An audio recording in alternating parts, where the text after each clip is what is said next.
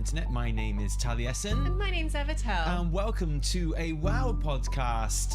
Obviously, episode number... 63, obviously. Is it 63? I'm taking your word for it. Oh, well, I went off of the one before it, which was 62. So unless we've been wrong for a long time. That is traditional, isn't it? Okay, welcome to the podcast! Hi, It's me. everybody. Oh, Evertel's camera's disappeared. Whoa. Did you do something to your camera? I didn't do a thing. Oh, that's not fair, is it? Okay, wait a minute, everyone. Wait. I'm going back to the title screen. Fuck this.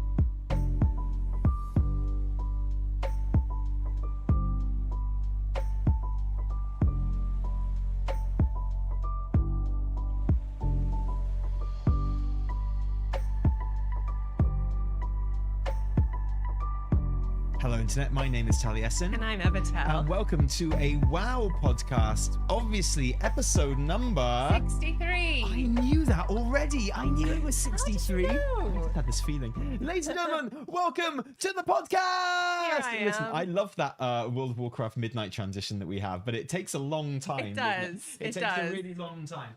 Oh. Welcome to the podcast. Today, we are talking about World of Warcraft Midnight and all the things that have been happening in World of Warcraft Midnight. Cover for me, Evie. Since it launched just about 2 weeks ago. Yeah, Has it been 2 weeks now? Yeah, probably. Yeah, so that's what we're going to be talking about today. How has everyone been finding their experience so far? No, I don't care what they think. No, I don't care what they think. They're not important. Their name's not on the podcast. They don't talk about WoW. We talk about WoW. They listen, okay? We tell them what to think. Oh, okay. All right? I've seen a Belly Laugh video. We were betrayed by Blizzard. It took 1 week. Really? It took 1 week. Less than it takes us to make a weekly reset episode.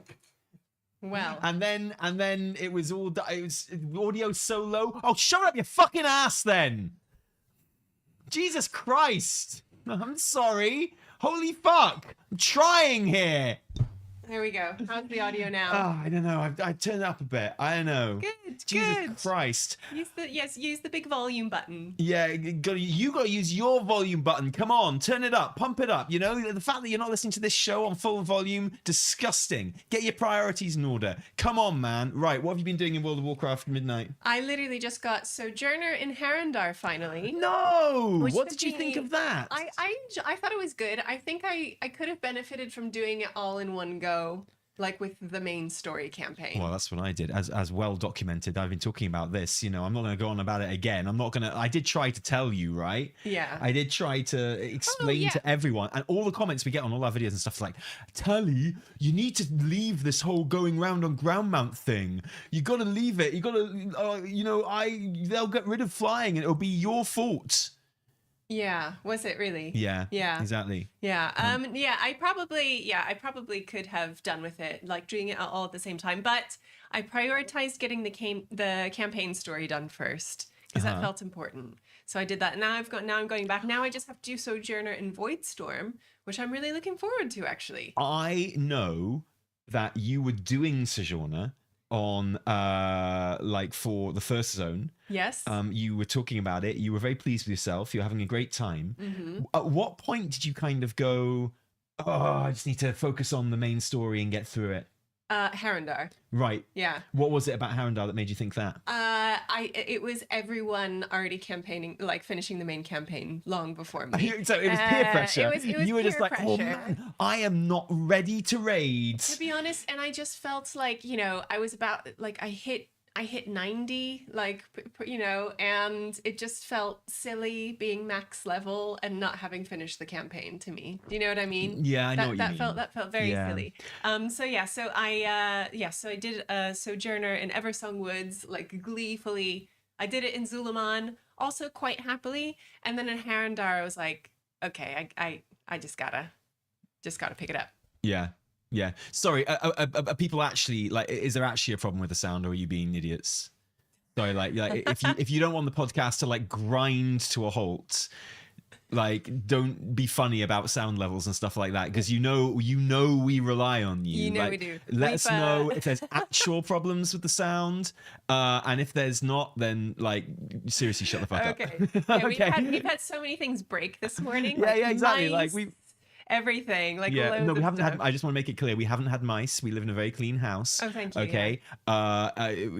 My computer mouse broke and stopped working, so I had to rummage around for another one and stuff like that. That's why I'm in such a good mood.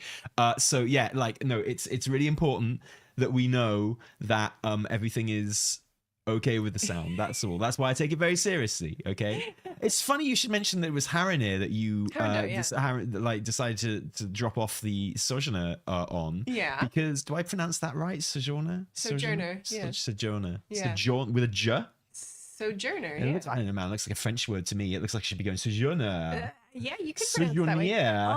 Oh, I forgot to say, in this episode of the Weekly Reset, which you guys should watch, definitely, I meant to throw in a thing that you should throw in the edit, which is whenever I say Quel'Danas or Quel'Thalas, to put a big like KWEL on the screen, because I got a really grumpy comment telling me not to pronounce it as if it's French.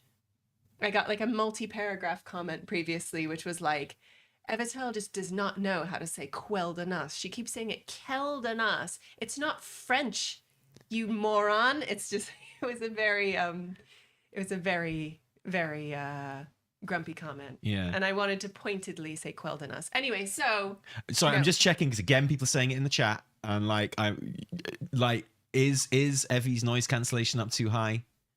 Let me know. Let me know in chat. Like, that would be good. Thank you. Yeah, well, fuck them. They don't know how to pronounce Quel'Danas. I've heard Chris Metzen say it. So he said Kel? He said Kel, yeah. Really? We will be taking the fight to Quel'Danas. Are you sure? Or maybe he does. I don't know. Someone needs to look it up. Someone needs to find out. Someone needs to see. I don't know. Anyway, we need word on this from Metzen himself. He invented the word, so it's up to him, right? Exactly. Look, there is a rite of passage that all British content creators go through when they start making WoW content, okay? Because literally 100% of British people, before they start making World of Warcraft content, they say shaman. There's not a British person in the world who doesn't naturally say shaman. Like oh no, it's not shaman, it's like shaman. I spent too long plugging my like. Why didn't you notice I was saying it the normal way? Why didn't you like? Because I don't know what way. Anyway, it's shaman. Like every British person in the world says shaman, and like that's just how you say shaman in Britain. That's what it is. And so like I started making WoW content, and I was, even though I heard people say shaman in like American WoW videos and stuff like that, right? I was like, when I first started making WoW videos, I was saying shaman. And that is the first thing every single British like content creator changes. The first thing they do when they're making WoW content, because the comments are so non-stop and so overbearing. Chris Metzen says shaman as well. No way, seriously? Ooh, okay. The Metzen says shaman? I've never heard him say it. I guess maybe, wow, that's wild. Really? But of course, American people say shaman, so that it just like is Chris Metzen, probably you want to someone get ice over there, because like he can't be American if he says shaman. No, I've never heard an American person say shaman. That's wild. That's, I mean, good. Congratulations on saying it right, but it's already too late, because I've already changed it to shaman now in how I say it. To the extent that where I was trying to tell this funny story, I spoiled it by saying shaman straight away. Shaman straight. Fuck. Yeah. See, I don't know, because I'm not British, and so I actually have no concept of like what is right and wrong anymore. You are a British citizen. It's true, but like culturally, I'm not a British person, so okay. I really have no concept anymore, because I don't remember how things are supposed to sound. Yeah. Okay. Good. Anyway, it's ironic that you fell off Sojourner on that's what we're talking about, Harandar, because for me, Sojourner was extra easy to do in Harandar while I was questing, because honestly didn't feel like that zone was connected to the main story at all, to be honest. What with it being a war within zone and everything, it was like Well, yeah. It was like a nice respite. Like I enjoyed going and delving into the politics between like Fungarians, Rutani, and like Harinar, Harnir. Sorry. We'll never get it. No. We'll never get that right. We'll never just be. It will never be one of those words that we can just like grab and that just comes naturally into our mouths. And then, it doesn't help that Blizz spelled it multiple ways in multiple announcements. Because remember, it was Haranar. They had long enough. They had long enough to decide what it was called, didn't they? It was. They had long enough. Yeah. Yeah, absolutely wild. Yeah, so I enjoyed it, and I really liked doing the quests there. I was also the Puff Guard. Also became the Puff Guard. Thank God. Yeah. Imagine not becoming the Puff Guard. No, Let's know in the comments if you weren't the Puff Guard. Good. Let's know in the comments if you don't know what I'm talking about. Do your Sojourner. Fungal Fellowship I also nearly went for. But yeah, I enjoyed it. I liked doing it. But I actually, because all of the action is happening in Voidstorm right now, because the story is kicking off in Voidstorm, I was really just like, I kind of just want to be in Voidstorm right now, but I want to get this out of the way. So I did it. I did Harandar. I really enjoyed it. I thought it was cool. But now I have 500 moths to collect. Mm-hmm. Have you been collecting your moths? No. Okay. Why'd you collect the moths? Well, you get a title, and you also get bits. You also get some currency. You get some dust, and the dust you can use to buy stuff. And I think at Renown 9, all of the moths unlock for you, and then you can spend the dust on stuff, and you get... Wait, I'm getting the dust from the moths. Yeah, it's a currency. But they did change it because in the first week they just appeared on the map as normal treasures. Yeah. And then you get there and you're like, oh. Yeah, I know, yes. And I was like, that's not a treasure. That's that one bit of dust. And now it's different on the mini map now. Like the icons have changed now. Yes. So you can tell them apart. Now it's like a little blue drop of water, which I also find very confusing. Yeah. But yeah, so you can do that, and you can get a title. If you collect all of them, you get Dust Lord. Dust Lord. The Ben Shapiro's wife title. Is that like... Wow. Yeah. Who the fuck would want to be called Dust Lord? I think it's a great name. No one's want to... What, you're going to be like, oh, cool, brilliant, I got my Dust Lord title. Like whacking that one on. Oh my God. Wait, you're...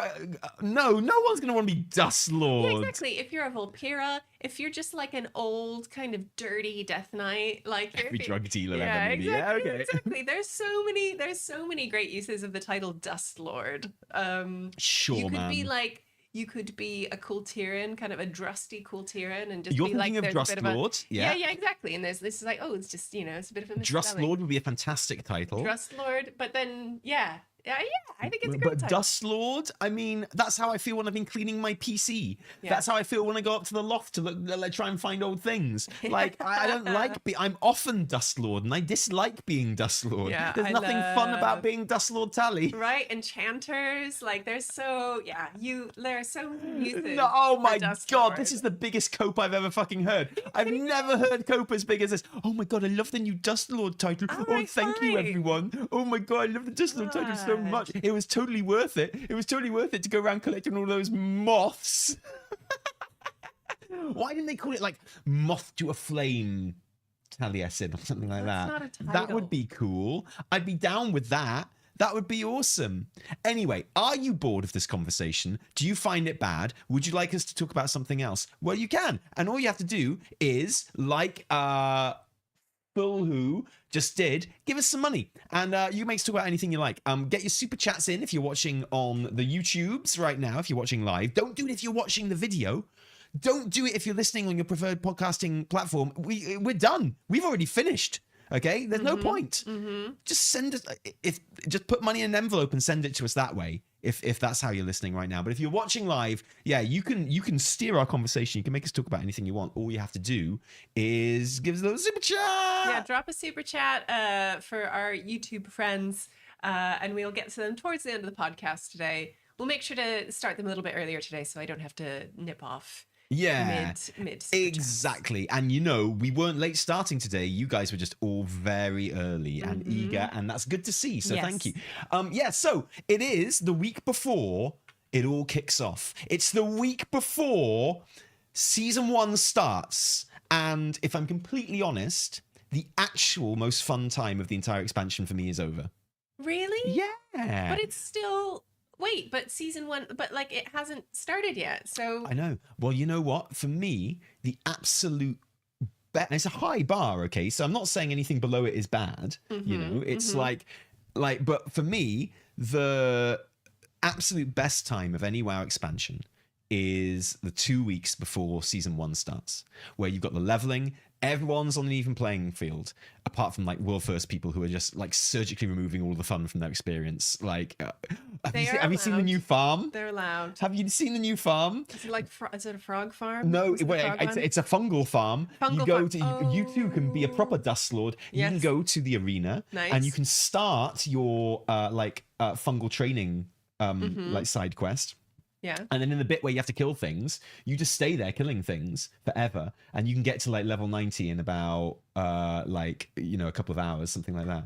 That sounds fun, doesn't it? Why not just play the game? Why not? because that would be too fun. Like, that'd be way too fun. What are you talking about? People, why would you? I am the last person to judge how people choose to play WoW. Like, I do not care. Like, if you want to do it that way, go. I will make it very clear. Be a dust lord. I do not care either. Like, if you want to, if you want to be a sweat lord and remove all the fun from the game for yourself, that's absolutely fine. But what you're not allowed to then do is go give any opinion on how fun the game is, basically. Like, if you're going to sit there, if you're going to go, yes, the way I'm choosing to play this game is to sit in this arena, killing things for a few hours at a time for each character, and then moving on to another character, like, you don't get to say if you think the game is fun or not. Because I know what your opinion is going to be. I agree. It's like, your opinion is not worthwhile. It's like, if the only movie you've seen is Boss Baby, then you're not allowed to give an opinion on any other movie apart from Boss Baby. Honestly, not even really Boss Baby.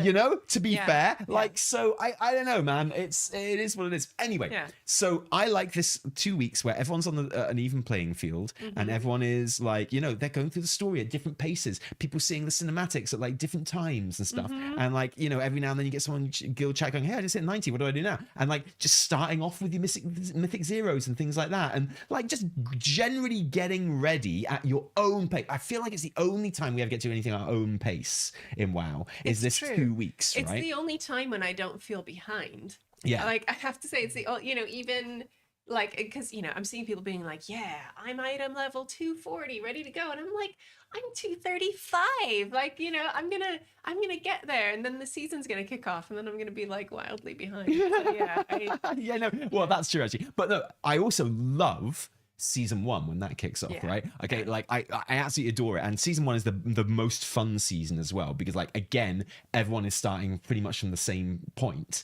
Like, you know, the best players in the world are going in with pretty much the same item level as anyone that's just been trying for the last couple of weeks, right?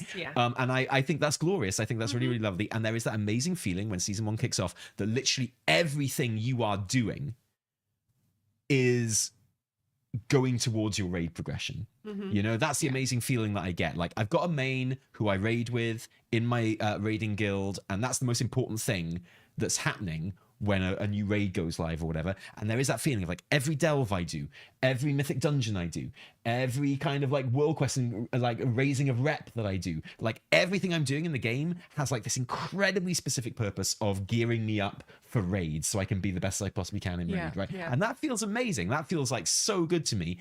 But these 2 weeks where I don't have to worry about any of that is like the most fun. It feels like the old days. You're going to start raiding next week. I know, I can't wait. How cool is that? I'm really excited. I talk with my buddies. In a week from today, you will be raiding with all the guys and the gals. All my favorite people and Vite. It's going to be great. I can't wait. We're going to have such a good time. It's going to be really, really good. Yeah, well, you can join in the raid. We can get babysitters. Come join the raid again. Oh my God. I missed you in the raid. Just think we start getting a dedicated babysitter. I would love that. I'd do it. For Thursday nights. Yeah. And Sunday nights. No, don't slack. That's too much. No, too much. Okay, there you go. That's why you're a filthy casual and you're not allowed. Exactly. So maybe we'll look into that.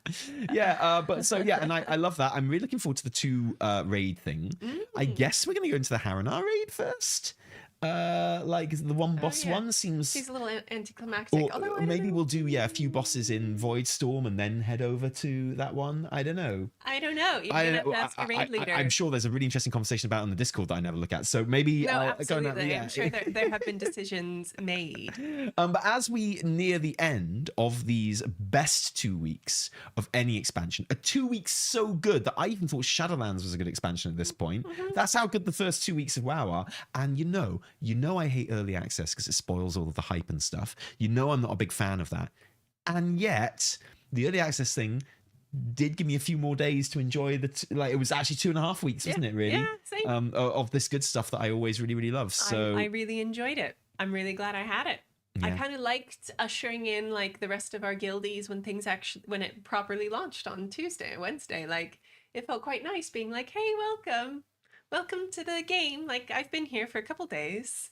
Getting ahead, not really ahead. Do you need any directions? Yeah. Yeah. It just felt quite nice. Oh, I was just awesome. like, yeah, come on in. So, we're in a position now where even though you haven't completed Sojourner, you are kind of bopping away at WoW and stuff like that. And we're in a I don't think had you even finished the campaign this time last week when we were talking? I guess you must have done. Yeah, I finished it just before. Right. But we're at the point now where we can actually kind of ask you and quiz you about your opinions on some things in Midnight before we go off into the world of raiding and Mythic Plus and suddenly realizing that actually my UI is nowhere near sufficient to know what's going on in raid. At the moment it feels pretty good. You realize you're like, I've just been playing without a DPS meter. Yeah, it's like, well, I don't know. I can't track atonements. Help me. It's okay with 5, but yeah. So I can actually ask you about a lot of the more intricate, deeper things about the expansion and lore and things like that, and your opinions on that. So overall, now you've had and quickly just to get us started, now you've had a kind of a week to sit on it and kind of dwell on it. Your opinions on the campaign and the campaign story and the new campaign chapter that opened in the EU yesterday as well. Yeah, I've loved it. I've really, really enjoyed it. I think we kind of went through this last week on the podcast, but Eversong was like a perfect initiation. I just totally immersed myself in it. It felt right to go to Zul'Aman next because it's like literally physically next to it. I think this journey is kind of implied by the way it. I went to Zul'Aman next. Loved the story. Loved Zuljara and Zul'Jan. And you did the Arator quest line. Straight after. Oh, you're right. No, I did the Arator quest line. Because I made you. I bullied you. I forced you. I keep forgetting about that one. Yeah. I really enjoyed the Arator quest line. I thought that was some great storytelling, some great insights into the light. Yeah, and then Zul'Aman, and then Harandar, because it's there. You do it next. Like I said, just finished Sojourner on it, and I really liked it. I know people love. I really like the music in it. I think it's really good. But I also get kind of musical fatigue from it. I think it's really overbearing. It is kind of overbearing, kind of like Stormsong Valley style, it's a bit emotionally too high intensity for me to hear all of the time. I do like it, but and then I kind of bopped through Voidstorm, and I didn't do any of the side quests. I picked a couple up, and then I just continued on. Now I'm really, really looking forward to going back to Voidstorm, because I think my opinion on it is kind of shifting. Because initially I was like, this is my least favorite zone. This is my least kind of favorite storyline. Okay, the ending was kind of anticlimactic. I guess it has to be because there's more story coming immediately. It's not the actual end of the story for Voidstorm, as we have more of it, which came out this week. But now I'm really excited to go back. I'm going to sit down tonight now that I've finished Harandar. I'm going to put my headphones on. I'm really going to get into it because Voidstorm has been a grower for me. It's the atmosphere I'm more switched on to, the music. It's really very much your kind of zone as well, I would say, in terms of aesthetic and vibe. Yeah, and I loved Koresh. And at first I was like, too many ethereals. But now I'm back on like, ethereals. Yeah, the Shadow Guard. I missed you guys, right? I mean, have you jumped on the little ethereal boat that flies around? No. There's a little boat. There's like a little, What? there's a little ethereal guy piloting a flying boat. Get out. And it kind of like sometimes like kind of comes a bit closer to the ground. And so I just like jumped on and got on there. And like he does not, there's a little line where he's like, the ethereal just like very quietly continues to pilot the boat and pretends you're not there. Beautiful. Yeah. It's I love that. So good. Yeah. It's so adorable. And and there's a really, really good track called Doom of Creation. That's awesome. The actual like soundtrack was released last week. Yeah, with the well, proper names, with right? the proper Yeah. names for things. Wait, Yeah. you mean the tune that plays in the den in Harandar isn't called World So Cardle? World So Cardle. Yeah, exactly. Yeah. As Wowhead have had it on their channel now for like 2 months. Yeah, I was like, surely that's a maybe it's not a misspelling. It's maybe like, cardle is a word. I'm a professional YouTuber, right? I know you can change titles. I know you can change video titles, right? Like, No, you can do it. It's in the image. It's in the graphic. Oh no, but it's also in the title. Yeah. And I love that they've made the decision not to change the thumbnail, because changing thumbnails is hard, right? But then it's like, well, if we're not going to change the thumbnail, the only way we can get away with this misprint is to keep it with the misprint in the actual title as well. Yeah. Yeah. So yeah, it's so I'm just like, I'm tonight, Thursday night, Voidstorm night. Like I'm gonna go pick up a bottle of wine. I'm gonna sit down here. You're gonna pick up a bottle of wine? Are Yeah. you gonna go to M&S? No. Oh, go to M&S, get me a salami.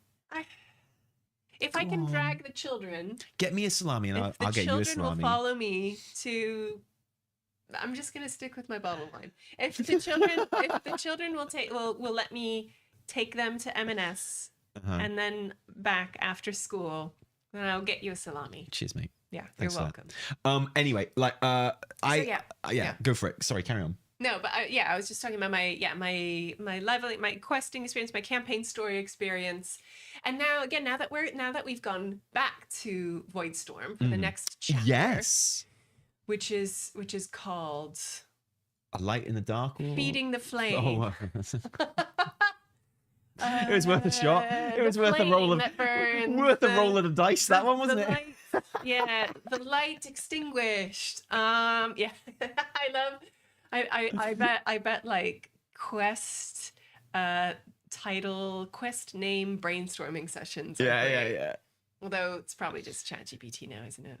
Oh, that is quite the accusation. No. Oh my gosh, are you kidding? No, I don't mean for the time, but I mean for brainstorming. You reckon? I think lots of people use it. We don't use ChatGPT for our brainstorming sessions. We do not. We famously do not. Very obviously. Very obvious in how kind of shit our stuff is sometimes that we don't use it. We just What the fuck? Our stuff is shit? No, I don't think. No. When I say shit, I say it with love. Like it's kind of human. I work so hard on our shit. I know, so do I. But it's still He's slagging up. I thought of out of everyone, I have to go through the mean comments every single day. I thought, well, at least Evie's on my side. At least Evie thinks it's good.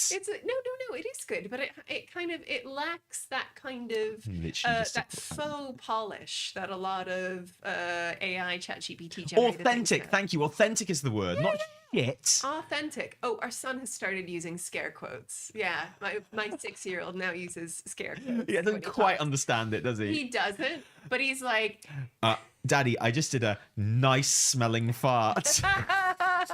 yeah, it often has to do with smell. So he'll be like, Daddy, you really smell good right now. Daddy, I didn't break the chair.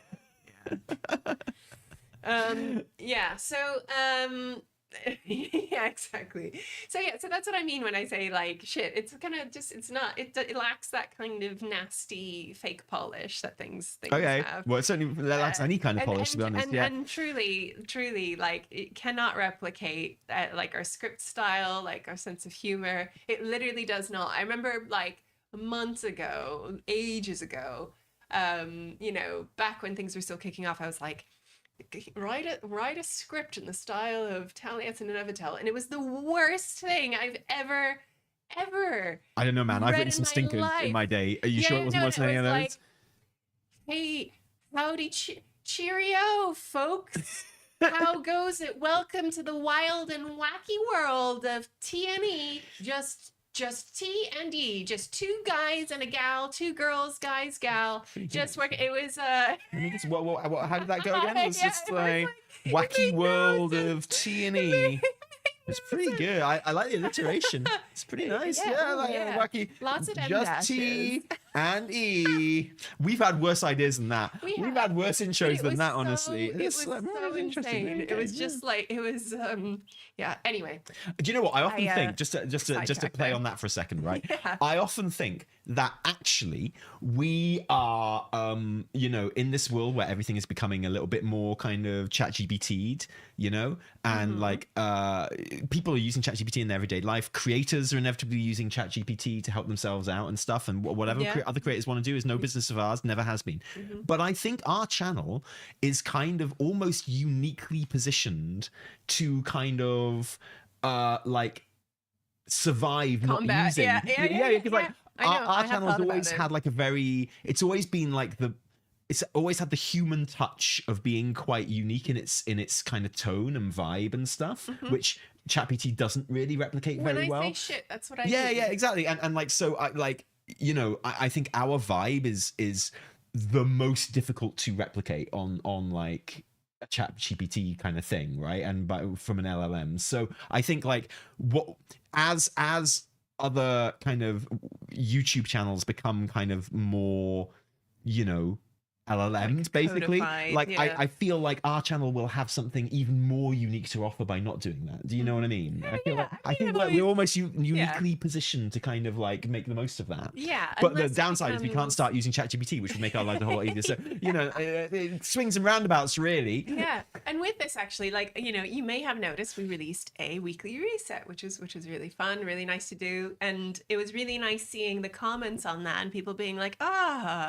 weekly reset, like the thing you guys make, that's just kind of Yeah. your thing, that isn't just a script that comes out of like a, you know, an AI machine. And that felt good, but also doing a skit felt really good. And It did. also in the you know, that's one of those things, because this is our 10-year YouTube anniversary. Yes. Yeah, this is we've been on YouTube for 10 years now. And Well, next month. well, yeah, but I mean this year. Yeah.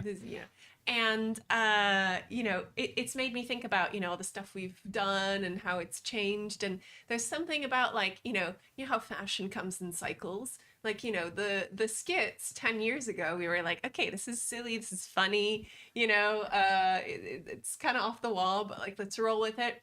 And they kind of petered out at a point where it felt, I don't know, we were busy and it felt no longer cool. It didn't feel, well, they've never been cool, but like, you know, they kind of naturally subsided at some point. But now it's like the wheel has turned. And I feel like skits are back, man. Yeah. I put that shit on Instagram. We never went away. And people are like, yes, something funny, two people just doing something together, which is like kind of cringe and funny. I'm like, yes, it's back. It's true. It's I back. think it was like less to do with like internet trends and more to do with the fact that like you know, I remember it was Shadowlands coming around, Yeah, and it everyone didn't just feel being right. angry and edgy the whole time. You weren't allowed to have fun. You weren't allowed to You have weren't fun. allowed to have fun playing the game. No. It's like you could say, yes, the game's a bit shit right now, but you know, let's be silly and goofy. And people are like, don't you dare be People are silly like, and goofy. are you kidding me? How dare you? Dev Even the- resources went into you having fun, making a skit instead of fixing my game. the very act of being goofy and silly as you talk about WoW is an act of defending the game, and you're not allowed to do that, right? So yeah, it does. It got a bit edgy back there for a while, right? Yeah. And likewise, people have been noticing that we haven't really been doing like a shit show segment recently either. And for that one, it's just like I got to the stage in the script where I was like, what can be a shit show? And I was like, that's not organic right now. Yeah, So I've just put that on. I've put that like to is it fallow? What's it called? Where you leave a field? You know I the thing I'm forget, talking about, like, right? Crop. You got. Rotation. Yeah, I'm leaving it fallow. It's a fallow A period, fallow right? Yeah, period. you've got Yes, 3 there you go. fields, and Yeah. you only have 2 on the go at once. Yeah, you yeah, leave yeah. one fallow, Yeah, right? yeah. And like, This yeah, is cool. so I'm just leaving the shit show on fallow for the moment. We're still Yeah. covering shit shows, but we're just not doing the whole kind of. But it'll come back. It'll I'm come back sure when I feel it's organic when again, it feels right? And I remember, like, at some point, people felt really part of the humor is that people felt called out about it, but then it like didn't feel nice. Yeah, Like, I yeah. remember, and then again, people just felt on a defensive, always on the defensive, like kind of as a community, and so it didn't feel good dishing that out. And it didn't feel like But yeah, now I feel like skits are back. Skits feel so good right now. Get in the car, loser. We're making skits. Yeah. I'm like, yes. Yeah, This thing and we I did had 10 to- years ago. I had to It's really good work my now. ass off to get that skit recorded as well because I know. we've changed our camera setup slightly, and we currently only have, like, for our videos we like to record. Technical conversation just for 1 second. I'll keep it short, I promise. We like to record in 4K so that we can downscale it to 1440 so we can put out like 2K videos, right? Mm-hmm. That gives us a bit of space with 4K to kind of like, well, no cameras record in 2K for a start. It's like 1080 or 4K, right? So like you record in 60 FPS on 4K, and then that gives you room to like blow up the image for close-ups and stuff like that. It's really nice. It's really cool. But we only have one camera that can record 4K 60 FPS. And we used to use it for the weekly reset on a tripod and for the green screen and stuff like that. But we've since moved it to this camera that I'm on now, so that it's easier to just like record bits to camera and stuff like that. But that's kind of gimped us a little bit for recording on the green screen. Yeah. I had to take the camera out and That put it over camera here. has and like a teleprompter on it. yeah, That's yeah, like, it's got loaded the- up, man. that- It's like whatever that so we're Xal'atath is. actually, because we thought the skit went so well this week and we enjoy doing it so much, I literally cannot do that setup every single time. Yeah, it's too time consuming. insane. So we're actually buying a new camera right now. So we Putting currently it need money here. for a roof and for a camera, guys. That's what I'm saying, okay? But yeah, like, so we are going to have a much cooler setup for, and hopefully we can get the skits back big time as well, because I love that shit. And especially because we started recording kind of main channel videos that aren't the weekly reset against green screens and stuff as well. So it's like, yeah, it's just going to be easier. Yeah. So I've been working hard on getting all the equipment in for that all morning and replacing my mouse and stuff like that. So anyway, I want to talk about Voidstorm real quick just before we please. move on, because I'm still keen to hear your I'm opinions on not everything. done talking about Voidstorm. I knows it, mate, but I just want to say, like, I've suddenly remembered, and people that watch the weekly reset will know this, but I've suddenly remembered that last week I was slagging off the Voidstorm. I was saying on this show, if you only listen to this show, you would still be of the opinion that I don't like the Voidstorm, but I didn't find it a very good zone, and that I didn't like the main story of it, and it was actually the thing that I was very disappointed in overall. And after the show, literally after the show, I logged back in and I started doing my Sojourner. And I just spent like 2 hours on the podcast talking about how, you've got to make the decision yourself. If you find being on a ground mount fun, and you find that you connect to the zones more that way, and you find that doing side quests helps and stuff, it's up to you. Blizz gives you the choice. You've got to make the right choice. And I was like, well, I was not making the right choice. I was flying through the Voidstorm. I was only doing the main story campaigns. I ignored my own advice that had worked so well for the rest of the expansion up to that point. So I went back on, and I got on my ground mount, and I did all the Sojourner quests on my ground mount. And I now love that zone. I love it. It's so good. Like, it's an incredible zone. I think it's got the best side quests in Midnight. Like, the Sojourner is the best Sojourner. It's got like some absolutely stunning quests that knocked me for 6. Like, so good. And like all the kind of the vibe and the mysterious, unknowable elements that I was missing in the main story campaign and from the zone, going through it first time, were there in the side quests in spades. I still hate the Dominar. I still think they suck. I still think they're just goofy ass motherfuckers, not in a good way.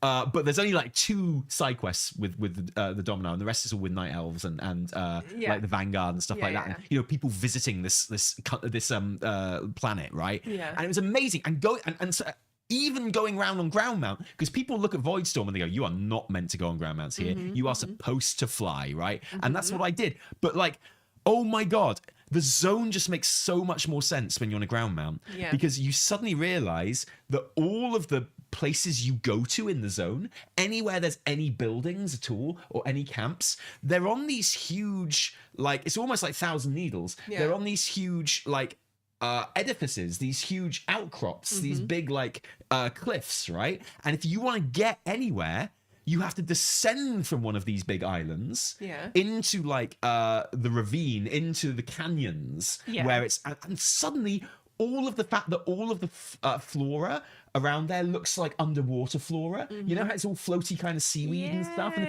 then you're like, oh my god, these were literally all islands, and it was sea, it was water everywhere. This was like an Apalaggio, right? What? What? What's the word I'm looking for? Archipelago. What the fuck, man? I've never said that word out loud in my life. No, I like it. It's like an arpeggio. Yeah, arpeggio. Like an Appalachian arpeggio. Yeah, exactly that. Anyway, so you suddenly realize what this planet was, right? And then, you know, when you go down into the canyon, it's all like the floaty underwater stuff, and you're like, and you realize that to get from island to island, that's what you have to do. You have to descend into it and then like walk along, and like that's where all the baddies are. So you just have to run through there. Yeah. And then you make your way to the next island and stuff. And it's so good. And I recommend you do it so much. It's like genuinely good. It's like genuinely good. And it's such a great zone, and I got such a great feel for it. And you know, you can carry on laughing about the way I said that word, or you can, for once in your fucking life, take my advice, and it'll make your life better, right? You don't have to sell me on Voidstorm. I just said I'm gonna get a bottle of wine and a salami for myself. So my update is that Voidstorm is now. I appreciate Voidstorm. I get Voidstorm. It's a wonderful zone. I'm like hugely in favor of Voidstorm, and like I say, best side quest in the game, and like conceptually, the most interesting zone in the game. Like, so by game I mean midnight, right? So interesting. Like, and I love it. And I don't want to spoil any of the side quests for you. Oh yeah, no, I really want to do some of my favorite side quests ever in WoW. Wow. In that zone, like so good, including one about the history of the planet, which was just is what I needed, right? I needed like a glimpse, you know, and it was so good. I get that, because at the moment we're just kind of on this alien space, and things are happening, and it could be anywhere, right? And it's like anywhere. So I really got that. Someone just noticed. I'm sorry. Cooks just noticed you have a Holy affiliate. I was waiting for this. Oh no! Wow. Indeed. Check it out. Look at what I'm drinking. I'm drinking Holy. So if you do want to check it out, there's a link. Well, on Twitch. I just saw this on this GM stream, and I thought it looked cool, so I got one. Did you? Yeah. They're really good, really good. You can get a discount code if you click on the link in Twitch. Just realize it's not on YouTube anywhere, but you can go to Twitch and you can find it. Yeah, we'll put in the description of the podcast from now on, since we do drink when we're live. Yeah. It's really nice. I just drink the hydrating one. It's really nice, coconut. It's good. Yeah. I really like the tea. They do lots of like iced teas, which do it for me. Well, I know you like the tea, but what's your favorite holy flavor? Yeah, exactly. Right. Anyway, so Voidstorm. Voidstorm, big fan of that. So good. I'm like so excited to get into it. So yeah, actually being there and doing like the next story quests, I was very excited. I was really excited to go there, and it felt really good. What did you think of that quest, Tally? I did it on stream, which is never the best way to do quests, to be honest. Like, I always like to kind of like, if there's important quests to do, like lore quests to do and stuff, I'm like, okay, see you later, guys. I'm going to go and do this. And I do it off stream. But I mean, it was okay. It was fine. I thought there was some interesting like moments in it. I think the big question from it is Nadia Xal'atath in disguise? You know that like is her name Nadia? Nadia, yeah, that she's on the thumbnail of this. You made like, the thumbnail. I literally can't remember her name because it's so like normal. It's just like Helen. It's just something, right? The very enthusiastic childlike paladin. Yeah. Who somehow got really in trouble, and we had to. Yeah, I mean, do we think that she is Xal'atath in disguise? Because that's the theory. Lots of people think she's Xal'atath in disguise. It could be And why do you think that everyone thinks she's Xal'atath in disguise, Evie? because of her voice lines. Yeah. And because she's there, she's kind of like witnessing this kind of rift happening Yeah. between And she's got a lot Illyria of and questions Turalyon. about Ilaria as well, hasn't she? She does. She Yeah. does, right? She's yeah. I thought that was fun. I really enjoyed that actually, and I really liked the you know, you do that bit, you rescue her, and Erator's like, oh, by the way, I kind of thought my dad would mention about, you know, the whole like hitting me thing to my mom, and he hasn't. So I think I'm gonna have to do it. I love it. I love how Erator is just like, this drama is happening, and I'm gonna fill you in, Yeah. and then, you know, and then you kind of come back, and Lyria is like, you did what? You did what to our son? And like, God, Travis really giving it the grog treatment. Yeah, I don't know. yeah. I can't unhear it. I know, I'm Maybe this is what Turalyon has always sounded like, and I just No, if you go back to Legion, it was still Travis doing it, but it doesn't sound so groggy. it does sound so Like- groggy.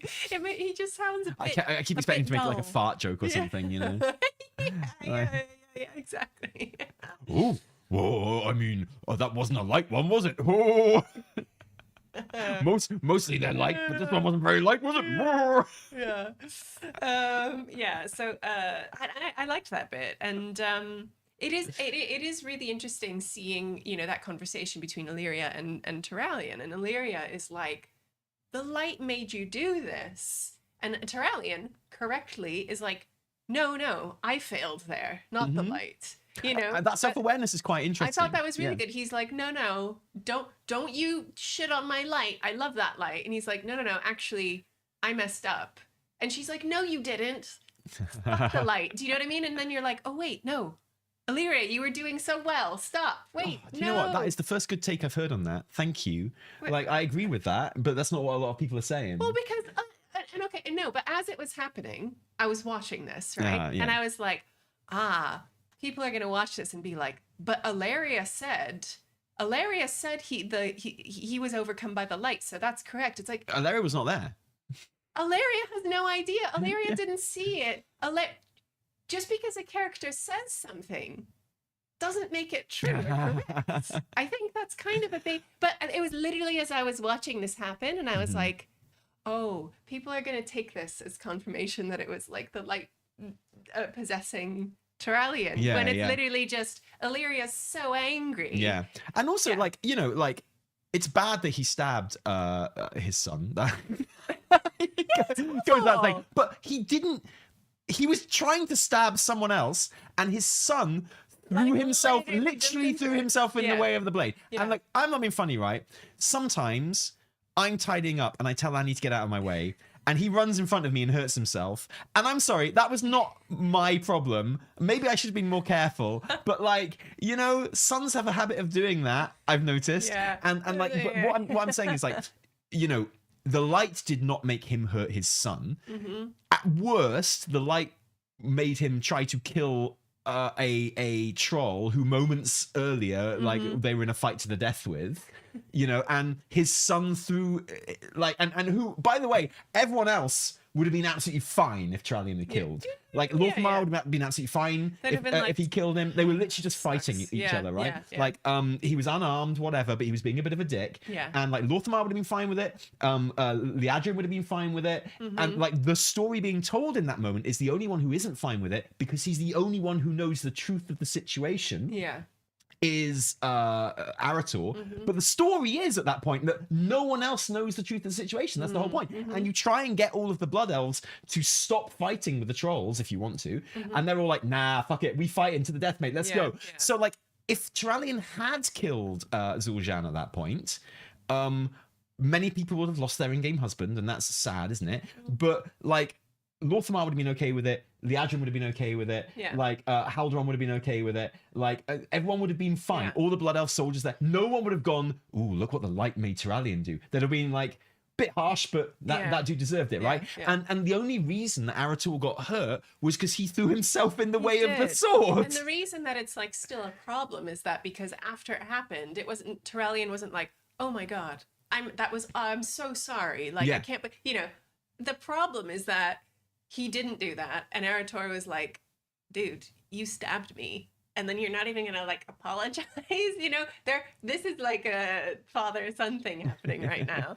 And and that's why this is happening. But and one thing I noticed about Tyrallion in that last quest line that came out this week is he's like so chill, you know, like he's not a light zealot. He's like he works with void people he loves instantly. light. Yeah. Like isn't Umbric like I found a way to use the void to find the survivors or whatever, and Tyrallion's like, great idea, Umbric, go do it. Yeah, and it's but like he's always been kind of like, he's always hated it, but he's like, okay, fine. Yeah, but he's like, but I feel like he has actually learned a personal lesson in all of this. Yeah, I think and he realizes the thing that the Arator quest line explicitly with words told us, but which a lot of the player base haven't quite grasped yet, is that, you know, the issue is with him, and then because he's so strong in the light and the light is the power that he uses, that affects the way that the light is expressed through him, not the other way around, right? And he realizes that, and that's the way he's going to end up being okay. Alleria doesn't realize that, and she's like, you know, the light is controlling you, the light is going to do this and that to you, which is ironic given what is about to happen next week. Yeah.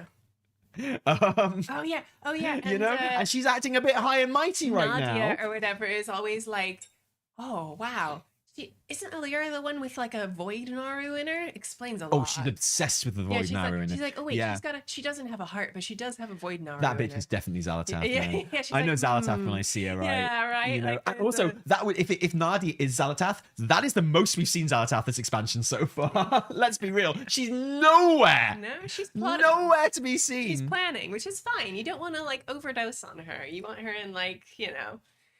But yeah, so I thought that quest line was fun. It was quick, right? But it was nice to be there in the Voidstorm, and I'm looking forward to more. Another bit coming out next week, right? Yeah, well, the bit that directly sets up. I think it's just called Voids. It's called Voidstorm, right? Voidspire. So it sets up the Voidspire raid. Yeah. And you know, no spoilers, but I mean, it's not really. It's in the dungeon journal, right?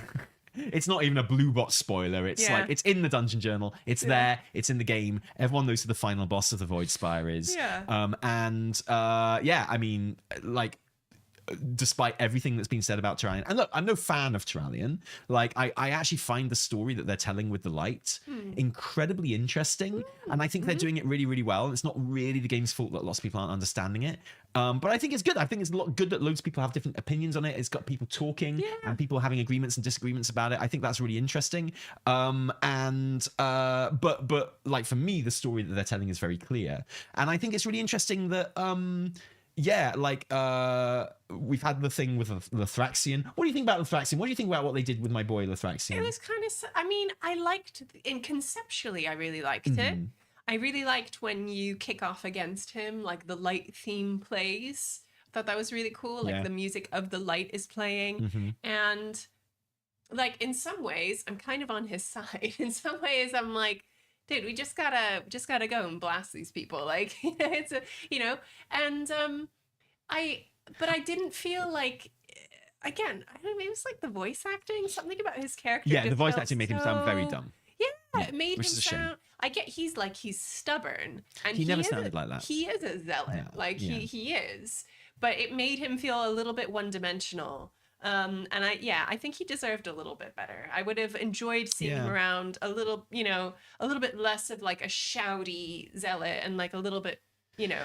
I think they dumbed him down a lot in those quests, unfortunately, because he's always been like this wise old like dude who's just pretty awesome. He's been around like, for a long time. He's been through some shit. He's been through a lot. So like 1,000 years, right? Well, a million years he's probably been alive, but like he understands the universe in a way that we do not. He's a dreadlord. He's been all over the place. He knows he's seen behind the veil, right? You know, but even the vibe that they decided to go for with him could have worked, because I kind of liked his vibe of like, everywhere we went, Ilaria was like, okay, let's do this plan, let's do that plan. We got to work with this person. We got to do this thing. We got to do that thing. And he was just like, what the fuck are you talking about? Yeah. It's the Void. Yeah. We're here to fuck up the Void. Let's fuck them up. Stop trusting And people. also, I'm in charge. Yeah. And I think they could have really done that. And like that whole thing of, him going crazy and running off to destroy the thing, whatever the fuck it is. Yeah. So whatever the thing is. Thingy.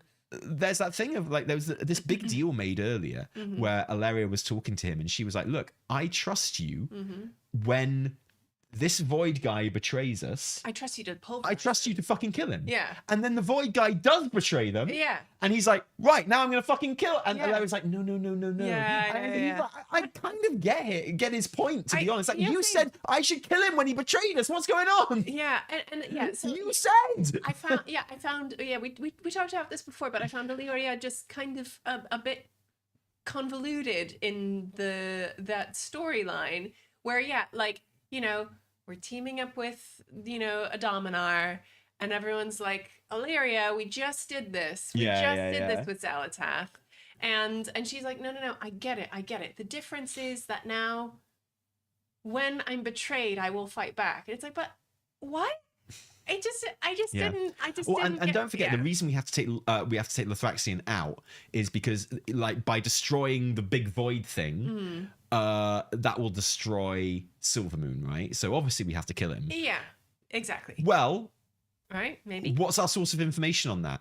I don't The know. Dominar that just betrayed us? Yeah. Like, he's like, oh, by the way, if Lethraxian destroys that thing that he's just gone off to do now, I didn't mention this, but it will destroy Silvermoon. Yeah. And everyone's like, oh shit, we better go and kill our best friend then. Whoops. Yeah. So again, we've only, and I don't think Blizz will make it this interesting where it turned out we were wrong to trust this guy for anything. It's like, oh, by the way, it turns out you didn't need me to have the helm to get into Void's Fire. I've got the helm now. That would actually be super interesting. It's like, oh, and I lied about that destroying Silvermoon, but thanks for killing that Dreadlord for me. He was nails and he didn't trust me. Yeah. And like that could be really super. They're not going to do that, but it would be really interesting if they did. I think they could. I think they will. I hope they do. This is just going to come out and be like. I think they like. He's always been like. I think they like Decimus too much. No, but like he's always been kind of not necessarily lying, but he's always been using us for whatever he wants, right? Yeah. And he's like, oh, just do away with all these other really powerful Dominar. Like, it's But I think it'd be, if that's how it turns out, that'd be really, really interesting. Yeah. And someone asking chat, like, well, if it does destroy Silvermoon, why wouldn't Zali destroy it? She doesn't want to destroy Silvermoon. No, she doesn't. She needs the Void, the Sunwell. Yeah, she needs the well. Yeah. Yeah. So I kind of, I feel like I'm not against what happened to Lethraxian. I'm not against the arc that Lethraxian was on and the kind of what happened with it. I just think it could have been done cooler, basically, and it could have been done better. I agree. And I like, agree. I'm a bit disappointed because I love Lethraxian. Yeah, me too. But maybe he'll be back. Yeah. He's not like dead, is he? He's just kind of gone to wherever Void Lords go. Well, this is a great question, actually. It's because, and this is a question I get asked pretty much every stream. It's like, what has happened to Lethraxian? Is he dead? Has he gone to the Twisting Nether? The answer to that is probably no, he hasn't gone to the Twisting Nether because he's so light infused now, right? So happens? he used like it's kind of there's this weird thing, isn't there? Like Dreadlords go to the Twisting Nether when they die, but it's worth mentioning that actually only the Dreadlords that are aligned with the Burning Legion and are thus fell empowered enough to be essentially demons go to the Twisting Nether. If they were Dreadlords who, and we now know that all Dreadlords come from the Shadowlands, if they weren't part of the Legion and they didn't get themselves all felly, then they would presumably go back to the Shadowlands when they die. And a lot of Dreadlords are very Void infused as well, so we don't actually know what happens to Void beings when they die. Presumably they go back to the Void realm, but maybe they do, maybe they don't. And we don't actually really know what happens to light beings when they die either, if there is any kind of recharge, like rebirth kind of thing. But you assume that whatever does happen to light beings that's what's going to happen to Lethraxian. I suppose so, rather than right? going to the Twisting Nether, right? It'll be quite sad if that didn't happen for him after being committed yeah, to the light. but we don't know. We don't know what Yeah, we happens to have no them. clue. No Like clue. maybe there's some like really nifty thing, like when void beings die, they actually go to like the light realm because there's that whole kind of yin yang thing with the light and void. And when like light beings die, they do a Naru and like go to the kind of the dark side to I think that could be a really interesting little twist. Yeah. So it's like when the Lethraxian comes back, he's literally a void being. Kind of thing. That'd be really cool. It could be, but yeah. with the Twisting Nether, it takes like thousands of years to kind of like recharge anyway. Sure. Like and the reason demons were coming back so fast in Legion is because they were using the Argus World Soul as like a battery to super empower their reincarnation, right? Usually it takes hundreds of years or whatever, and like using the Argus World Soul, one of the reasons the Legion was so badass was because they could recharge so quickly, and like if they died, they could bring them back super quick because they were using the World Soul. Obviously, they can't do that anymore. So, you know, I assume we're back to it taking hundreds of years for a demon to kind of recharge, yeah. But I wouldn't expect Lethraxian to be counted in that because, you know, he's not a fell demon anymore. As simple as that. Yeah. Yeah, so we don't know what happens. We don't know what happens to Lethraxian, but if there is some kind of like light recharge thing, then presumably he's there. You could always get away from that if you just wanted him to be dead by going, well, he died on a void planet, so his soul couldn't get back to the light, you know, or some shit like that, right? Yeah. So yeah, all of that. But Nadia, definitely 100% Xal'atath. The more I think about it, the more I know it's true. Yeah. She has so many voice lines. She had so many voice lines, and like you click on her and she's got loads of voice lines as well. And there's that thing of like, it's like she's got this very childish demeanor and this really like enthusiastic, naive demeanor, right? Where she can barely look after herself. It's like, bitch is a captain. Yeah, she's in charge of people. She's supposed to be like, she's not an, she's in charge of people. She's a captain. Yeah. It's like, come on, captain. And it's like, come on, man. Like, there's no way that personality. I love an adventure. Yeah. I'm terrified right now. Yeah. Can someone help me? Yeah. Clearly, let's see your toes. Come on, Nadia. Yeah, clearly something Get your is going digits on. out for the lads. Let's have a look. Let's have a look. Let's have a look at your toe rings. Let's go. Let's go. Well, yeah. So there we go. Next piece of that story puzzle will be out. And like it's all going to kick off, and I hope, and I don't think they will because of the story that they're clearly telling here, but I hope there is some level of self-reflection when what happens next week happens. You know, and it's like, oh, we were all like, I think it's okay to give Trallian a hard time. He's a doofus, he deserves it. But I hope there's some level of like self-reflection of like, oh, I was giving it, me, Alleria, all this high and mighty talk, you know, about how the power that runs within you was putting our family in danger, sort of thing. But I always managed to keep mine in check. Yeah. And I wonder if there will be like any self-reflection at all. And I suspect there won't be because like Alleria doesn't really do self-reflection, right? She's not. Yeah. Maybe that's why I'm like, she's one of my lesser favorite characters. She's not my fave, no. She's just one of my less favorite characters, and I don't necessarily like when I'm adventuring around with her and when she shows up. And you know, I'm glad that Erator has his mum back, but man, he was doing so well. You know, and now, you know, so there's like interesting ground for, you know, stories that arise from Erator and Illyria and Trallian's relationship, right? Like they're not all necessarily good influences on each other. Yeah. That's just sometimes how families work, right? So I'm excited for that next bit to come out. In the meantime, I'm gonna 100% Voidstorm as much as I can, and I'm going to collect all my moths. I'm gonna get my Dust Lord title. I'm gonna keep doing my mythic zeros. Not if I've got anything to do with it. You'll never be a Dust Lord, Evie. Yeah. Don't worry. I did like a mythic zero.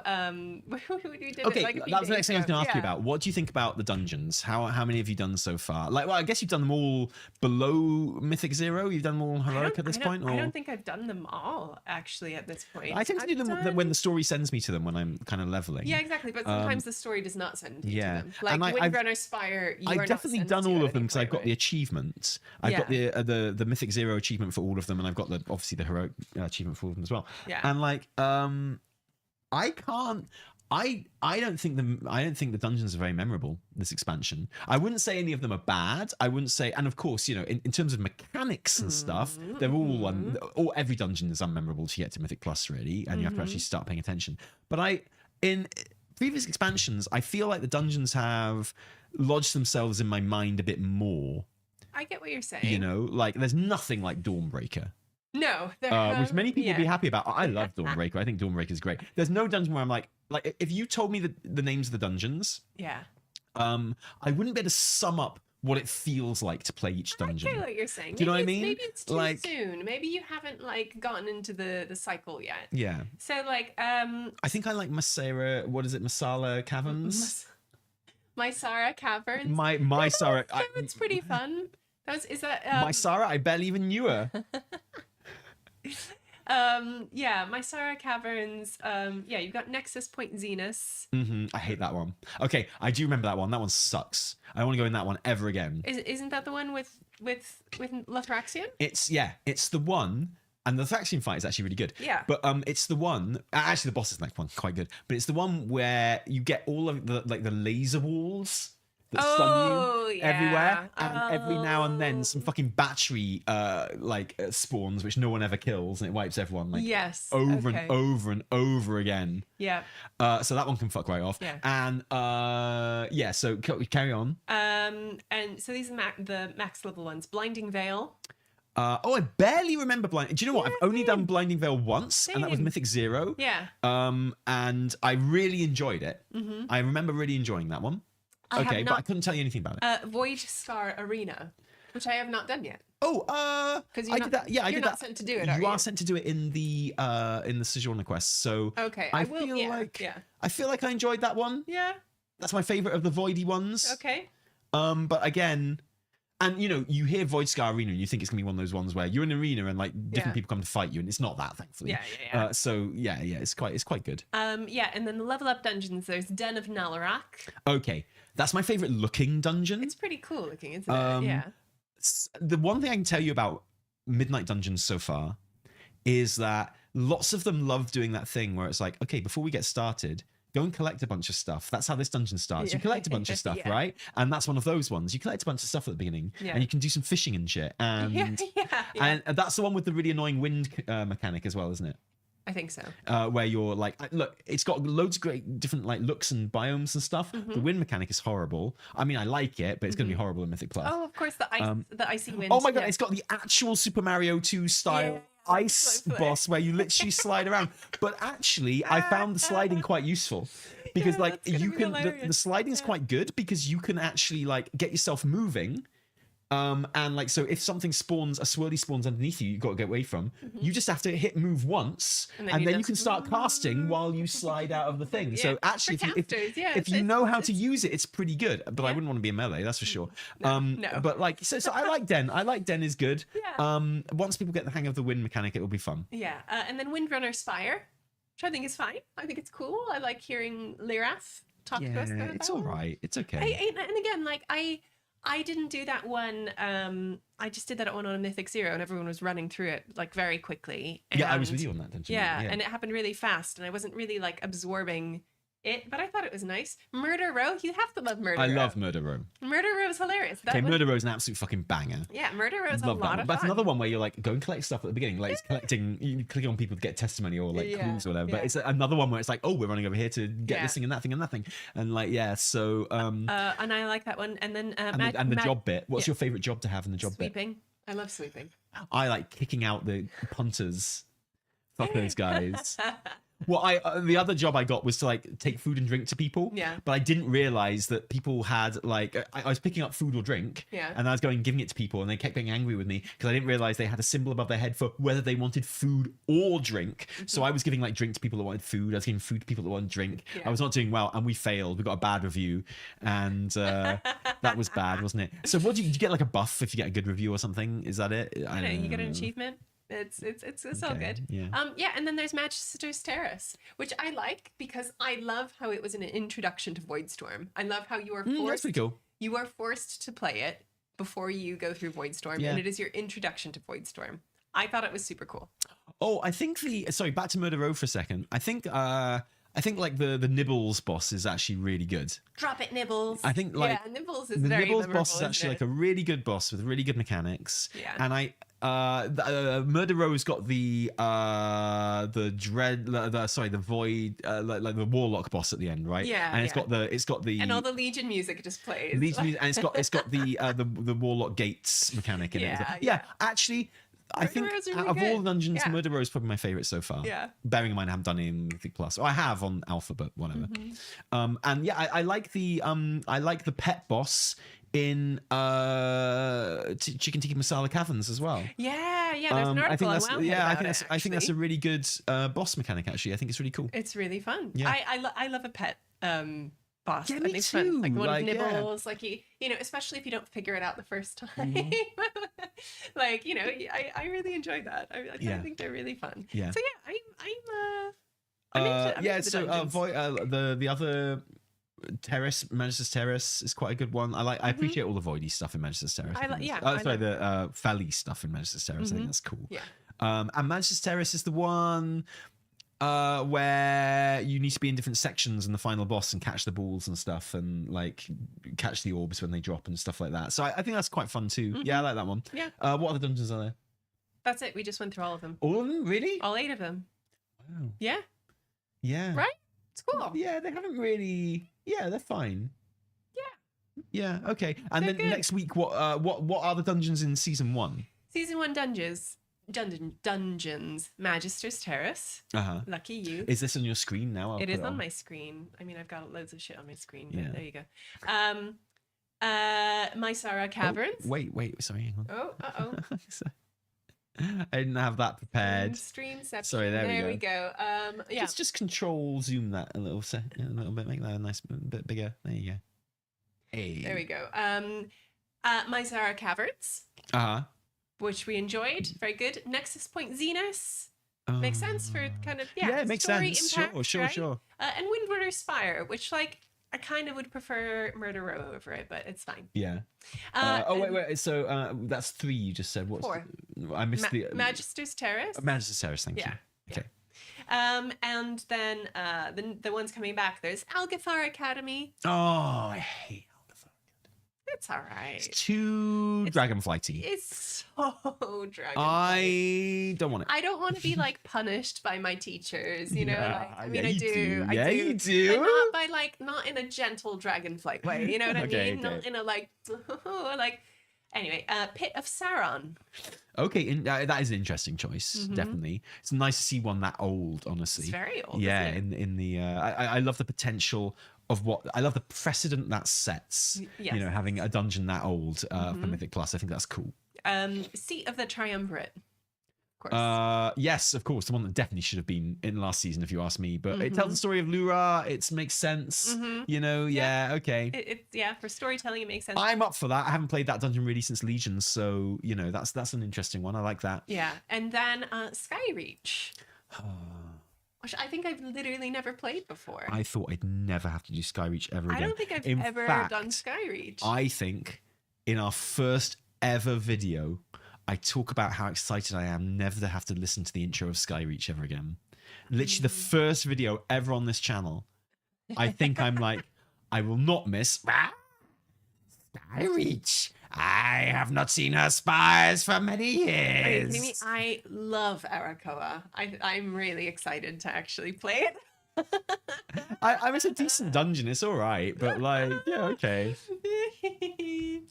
Yeah. Yeah. So I'm that's just what's looking. I'm coming looking forward to dungeon-wise. Dawnbreaker coming back. That's what I'm looking for. That's on the edge of my seat every season. Dawnbreaker. We only had it 3 times last Yeah. expansion, so It'll be back. Dawnbreaker. It'll be, yeah, exactly. You haven't had enough. Oh, they got rid of the RP at the start? Makes sense. No Makes way. They should make you do the RP when you go in before you put the key in. It's like, you do the RP to get to where the key is and then put it in. That'd be great. Skyreach is going to be brutal as well because it's got a great gauntlet bit in it that you're going to hate. Oh, I was going to say. Wait, the more I think about that dungeon, the more I hate it. Wait, I don't like the gauntlet bit, and I don't like the boss before the gauntlet bit. The boss before the fucking Phoenix boss. Oh shit, I hate that motherfucker. Oh my god, it's gonna be so rubbish. Oh, worst Mythic Plus season ever. But I think I'm looking forward. Like, I feel like this season, I've never felt this before since they've changed the system, which I think is a massive improvement. Having like different dungeons every single season, I think that's great. But I really could have done with having all of the midnight dungeons in the first season, so I could get to know them a bit better, and like they could come into their own, and I could be like, spend more time with them. I feel like I just don't know these dungeons right now. I know. But, I'm with you. Yeah, I'm with you. well, yeah, interesting. Yeah. So yeah, I am looking forward to that actually. Yeah, okay. Yeah, I'm down with that. Yeah. That's cool. And Windrunner Spire, I get the feeling I might learn to love Windrunner Spire. I think there's some. It's very, very linear, inspiring. And like, oh, is that just because you can't do the feather mechanic in the final boss? Is that why? It does drop a cool mount, I think. I think it drops a couple of different it drops like Hawk Striders. And it drops the Blood Elf training dummy as well. Can we talk about how good it is to get decor in dungeons? Literally, one of my favorite things about the expansion so far. We mentioned it last week, but it never stops being fun getting decor in dungeons and quests. For quests and like dungeons, it's a bit heated because everyone rolls need on decor. No, I've been in loads of group where no one rolled in it. Really? Yeah, it happened when we did Windrunner Spire. Only me and you rolled in it, and the rest of the team were like too baller. They were too edgelord to even roll on the decor. Oh, they were edgelords. Was that the one where I got 2 pieces of gear and someone got upset? Yeah, the warlock got upset, like and the shit DPS didn't even get. No, they said shit hunter. Oh, really? They literally the shit hunter got 2 pieces. And I said, cry harder. Sorry, don't dish sweetie. it out to my wife. It's my wife. Also, I was like item level like 200 then too. I was literally like, I was not geared for that one. Here's one thing I have not done at all in this expansion: follower dungeons. Haven't touched it. I think I did one by mistake. Yeah. Because I thought I was supposed to do it. Yeah. But I didn't need to in the end. Before, I maybe would have like done one, just to get some like story immersion. But all the feedback I've had is that all of the followers are so shit and useless that it's just worse than pugging. So I'm like, I'm not doing that. Yeah, no, definitely. Follow dungeons are an absolute nightmare. This expansion, like a den of, I think I did Den of Nalarak as a follower dungeon because the story seemed to suggest that I needed to go. Do you remember back in War Within, the first dungeon we went into was the one in the town center, with the ravens. You know the one? The one in the town center with the ravens. The one that the fucking entrance to it was in Dornagal, the city. The Rookery. There you go. Oh yeah. They're not ravens. Oh, I'm sorry. Were you so confused? You had no idea. You had no idea what I could possibly have been talking about. And they're black. Well, how big do you think fucking rooks are usually? Yeah, but like a rookery is just a space where birds are. Anyway. Not raven. Jesus, ravens? This is like, I can't, there's no slack in this relationship. I went in there's so many times to tame all the different variations of like the storm griffin. Anyway, and in that one, you kind of have to do that as a follow a dungeon when you're doing it as part of the story, because you have, like, the whole point is you're in there. And the follow dungeon is actually, it's not a follow dungeon, it's made up of like other characters, and they're telling the story as you go through. So I thought it was going to be like that, but it wasn't.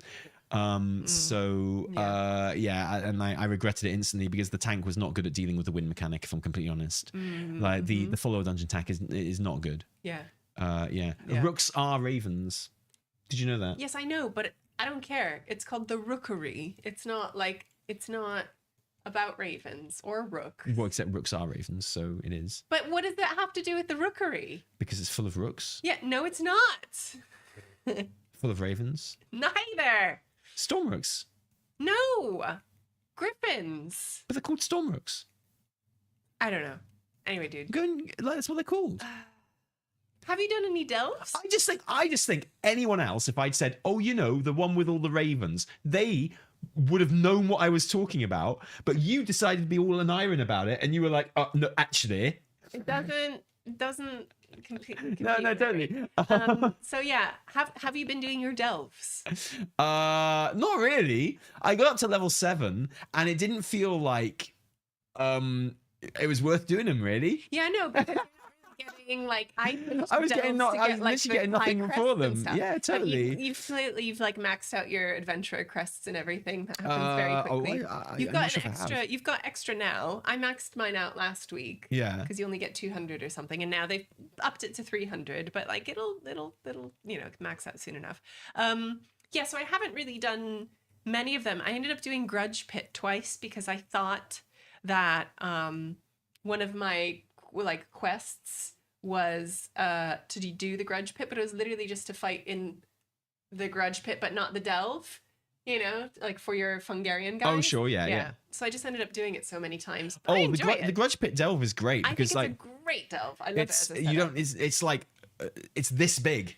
Yeah. It's like you just run over there, you do that, you run over there, you do that, you run over there and do that. And it's great. Yeah. So I'm looking forward to getting into delves properly when season 1 starts, where I actually need it. Right. Same. Get up to 11, fill in my track, my weekly chest track with it and stuff, so I get some heroic gear at the end of it all. That'd be really cool. And get I think you'll get some crests from it, will you? From level 11, right? If you're doing those, you get some good crests. You get the good stuff from which 8, I'm gonna need. And it feels like it's very worthwhile doing delves at that point, right? So yes. And there is one delve that isn't available till later, isn't there? Well, 2 of them, I think. Presumably those are to do with the story, because I know one of them is one of them is in Suramar. It's the what the delves that are coming? Do you have them the there? Dark Way? So the Dark Way is the Archway. It's literally the dungeon, the Archway. It's the dungeon, the Archway. Right. But it's called the Dark Way now. So, presumably that's got something to do with the reunification of the elf storyline that happens kind of in between Voidspire and Attack on Coldenas, March on Coldenas. Yeah, so that comes out on the 24th. Yeah. So, that's got to do with helping the Nightborn, I would imagine. Yeah. Nice. So, yeah. Finally. Yeah. Getting some Nightborn representation. So that's why those delves are coming later, is because their story beats happen later. Parhelion Plaza. I don't know what that is. Which is on Quel'Thalas. Oh, I think I did that one in Alpha. And it's fine. Yeah? Yeah, it's fine. And then our other delves, Parhelion Plaza, not yet. Shadow Enclave. Yeah, okay. That's the Is that the one with the Nemesis? No, Shadow Enclave is, I'm just going through the ones that are already out. Sorry. That's the one with the Twilight's Blade stuff. Oh, I like that one. That was fun. I thought that was really cute. I like that one. I like that you get the flavor text in that one is incredible. Like all the kind of the Twilight Blade kind of texts and stuff that you pick up. Yeah. There's Xal'atath fan or Harbinger fan fiction. And self-help books for the Void and stuff like that. It's really good. It's fun. Yes, love it. And then there's a Talaman. which is the one. It's Oh, I like to between tell them everyone. that. I like to tell them, man. I Yeah. thought that one was really cool. I don't think I've done it yet. I did it in alpha again, Oh, but have you not? once I realized I couldn't go over 7, because I was going to do all of them, getting myself up to 11, and I was purposely going to a different one each time for each level. Yeah. But I realized I couldn't go any higher than 7, and I was like, well, Yeah. no point is there. So I'll wait until next time. Yeah, yeah. Yeah, that one is fun. Collegiate Calamity. I have not done yet. Oh yeah, I've done that one. I have not. I'm sure you have. That's the one that starts in the library. Oh, maybe I have that. Yeah. Oh, yeah. Yeah. Okay. Yeah, I just haven't done them enough yet. So yeah, The Dark Way, right? Fun. Twilight Crypts. Oh, that's a good one. Yeah, it's long. It's, like yeah. you do like the Grudge Pit, Yeah. and then you do that one, and you're Yeah, like, why the fuck am I doing this one? Why did I ever need to do this there one? are Right? clearly going to be some that. But I like it because it feels. I kind of feel like I'm playing Gauntlet. Yeah. You know the old video game Gauntlet. yeah. Like it's like a proper. You are underground in a dungeon. It feels very D&D. Yeah, it feels very like early fantasy. There's cool about levers it. to pull that open doors. I love There's levers. like I love it. I love that if shorter delves didn't exist, it would be great. It does but feel very unfortunately, long. loads of shorter delves exist. Yeah. The Gulf of Memory and Harandar, which I don't think I've actually done yet. Yeah. Yeah, you do that in the game. You do that as Again, questing. They've just kind of That's the one that's full. That's the one that's full of like Nerubians and kobolds. Oh, I think And- that's why it didn't. And add if up you so much. fish in it, maybe they've changed this now, but at Oh, the yeah. beginning, if you fish in it, you get Khazalgar fishing skill. Yes, you do. Yeah. And you're like, I wonder if this zone used to be part of the war within. Yeah, Grudge Pit, which is great and is definitely going to be a favorite this time. Yeah. Shadowguard Point, which I have not done yet. I don't think I've done that one either, actually. That one's in Voidstorm. And likewise, Oh, I have done both of the Voidstorm ones actually, so I must have done. Oh, so okay, the kind of weekly quests on that one. Yeah. You know, like they have a different thing you do every week Yeah. in the delves, right? Yeah. And this one, you had to like tag some like priests who were doing a cast, right? Yeah. And then a big worm would come and eat them. no. And the big worm coming to eat them animation was so extra that I really enjoyed it. I was like, oh, just tag them and the worm will eat them. And I was like, okay, we do this kind of thing all the time. But then the worm eating them animation was so good. It was so extra. The worms are so big that I Yeah. actually thoroughly enjoyed that one. I remember that one. Okay, Yeah, it's wow. good. And then Sunkiller Sanctum. Don't remember that one. Yeah, I've done the one yet. Yeah. And then of course there will be the one with Neleus. Oh yeah, exactly. There'll be the what's his, that one. The Nemesis one, right? Yeah, Nemesis delve. Torment's Rise. on his delve. Aha. There we go. Yeah. Awesome. Well, there's lots to look forward to there. What about Prey? We've all had a lot of time to play with some Prey now. What are your thoughts on that? I've done one. I've just been bopping like story, and I don't want to be bothered. So I've literally just done one. I've just done one. You don't Prey care hunt. about Prey? I don't not care about Prey. I want to finish up my chores. Well, you're missing out because like, weeks go by and you're not doing them. I know. But Why yeah, wouldn't you just have them because so that it you can do them while bothers you're me 'cause questing? I just want to focus on my questing. Okay. But I Just makes it should, more yeah. fun. Now that I've kind of, and here's the thing, Harandar, I don't know what it is about it, but I have insane lag and latency. Oh, I in was getting there. bad lag there yesterday. Yeah. It was really bad yesterday, and it was pretty bad this morning. I bad and then lag in Void Spy yesterday as I well. Voidstorm. hate getting the abundance buffs when you're not in abundance. Yeah, the fucking, Sorry, I put dun on the thumbnail today. We haven't talked about him at all. We have we? haven't talked about it at all. I love him. I love him. I want him to be my pet. Great. Okay, like he's great. I want him being like, your deeds glorify me. Yeah, he's hilarious. You shall be benevolently rewarded with glorious abundance. He's hilarious. He's so funny. Abundance, I do not see the point of. Like, I have done it. Well, there's no real point to No, it. there It's is, fun though. but is it fun? I find I it think fun. when I get Okay, very, so if I here's the go thing. into a group that's very blasty, like that could be super fun. Well, and that's the only way to do it. And I Yeah. didn't even know you could do that really. I went into like an abundance, you know, one of the empowered ones. Yeah. And I got in there and there was like 30 people in there. Yeah. So it was just raining shit the whole time. You yeah. didn't have to do anything. Just- Like your yeah. bar was constantly full. You basically just stood there, and sometimes you run around, you'd be going so fast and stuff. And I got every single achievement in that one run with 30 people in. But I wouldn't even go in now if I wasn't in a raid group. Like, go onto Group Finder before you spend any of your dun tokens on it, right? Like, go into Group Finder, make sure you are in a raid group, go in, and like there's literally no other, like, you shouldn't be doing it any other way. It's a waste of time. And then you'll get like all of the achievements, you get all like the marl and shit you need. Crafting stuff. And I bought a really cool mount. Okay, nice. I've got like an eagle with a headdress on it. Okay, it's awesome. It's so cool. I will get cool stuff from it. But yeah, and his voice lines when you're doing that, by the way, because he never stops. If you're in a raid group, he's just like, and it is right. It's the voice is N'Zoth, right? What's his name? Him. You know. Yeah, I know. We met him. Yes. God, what's his name? Sorry. You know, who am I talking about here? Darren DePaul. Yeah, it's Darren DePaul, right? It's got to be Darren DePaul. Do you think so? 1,000,000% that's Darren DePaul. It could be. It's like they were like, we want this guy. We want this. He's a rat or an otter. He's a rat. Okay, I want. He's very obviously a rat. We need this rat to be ridiculous and just like insane. And I think they've made his character brilliant. I love it. Yeah. Hilarious. And like get Darren DePaul. He is the only person for this job. And I'm certain it's Darren. I would be shocked if it wasn't Darren DePaul doing the line. It's not an otter. No, dude, it is absolutely a rat. It is a rat showering you with abundance. Wow, I love that. Yeah. I love that. I liked him. I like him more now I know he's a rat, honestly. And he wears a fucking crown for me now because I've got so much abundance. Oh, hell yeah. One of the achievements is like he just wears a fucking crown. It doesn't say fucking crown, but it should. It's like he wears a fucking crown now. And I just love that. That's one of the achievements. Like, yeah, he's got a crown. Fucking loves it, mate. I mean, as I was pulling this thumbnail together, you know, I put him on there, and then it got me, you know, and then I thought we might discuss Hearthsteel at some point, but so I put a big Hearthsteel point on there, but we don't have to. I'm just interested in what is there to say about it? It just sucks. Exactly, and we've talked about it kind of like in the weekly reset and stuff. Yeah. And there is something kind of funny about like doing this in-game event, which is all about like.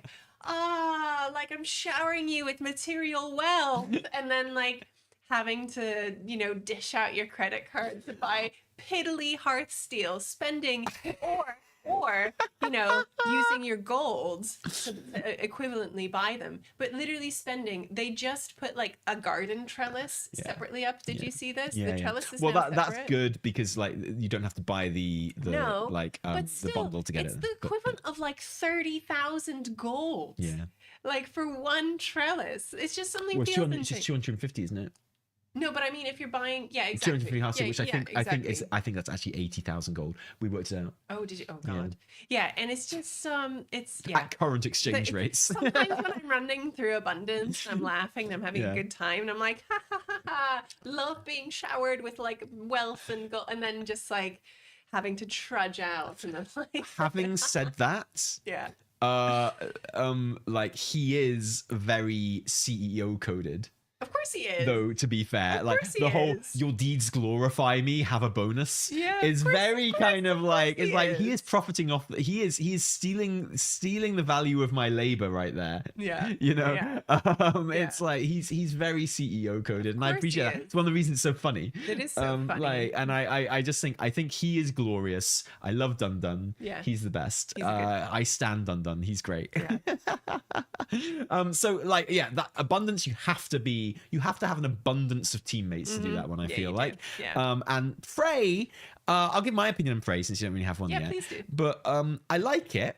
It is fun. I think I'll be more interested in it when it's fun if you're doing like a tough kind of world quest where there are elites to kill and shit like that. Because when the guy appears when you're fighting elites, it's like genuinely actually kind of hard. I'll be really interested to see what the nightmare mode is like. But at the moment, I like it. At best, it's kind of a bit predictable, and he pops up, and if you're lucky, he'll pop up when you least want him there, and it's quite interesting that way. At worst, it does feel like just another quest you pick up and do.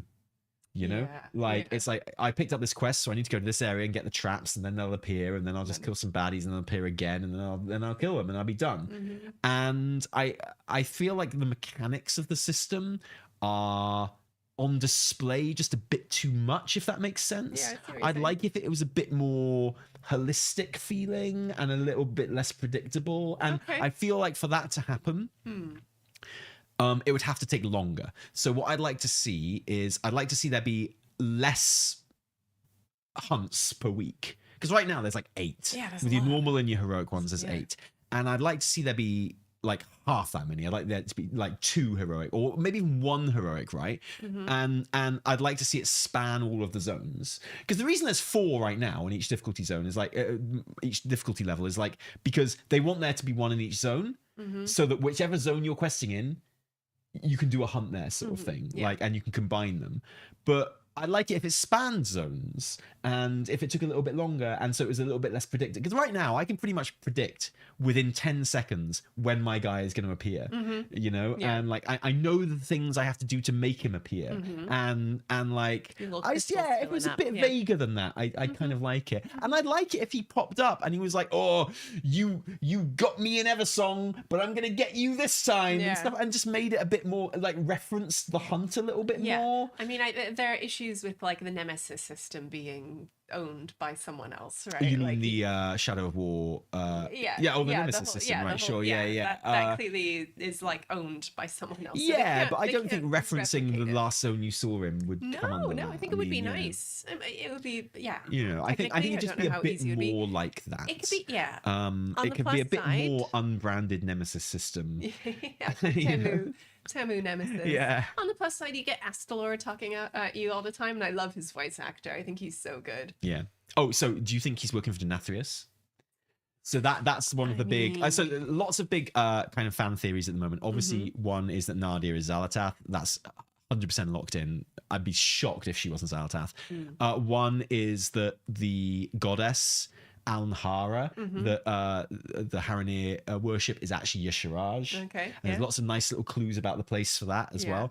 And one is that Astalor is either Denathrius or more likely working for Denathrius. Him. Yeah. Because the whole like what's the word he uses? Anguish. But what's the word he uses for getting the anguish? But it's the same terminology that Denathrius uses. What's it called? The word he uses for extracting it.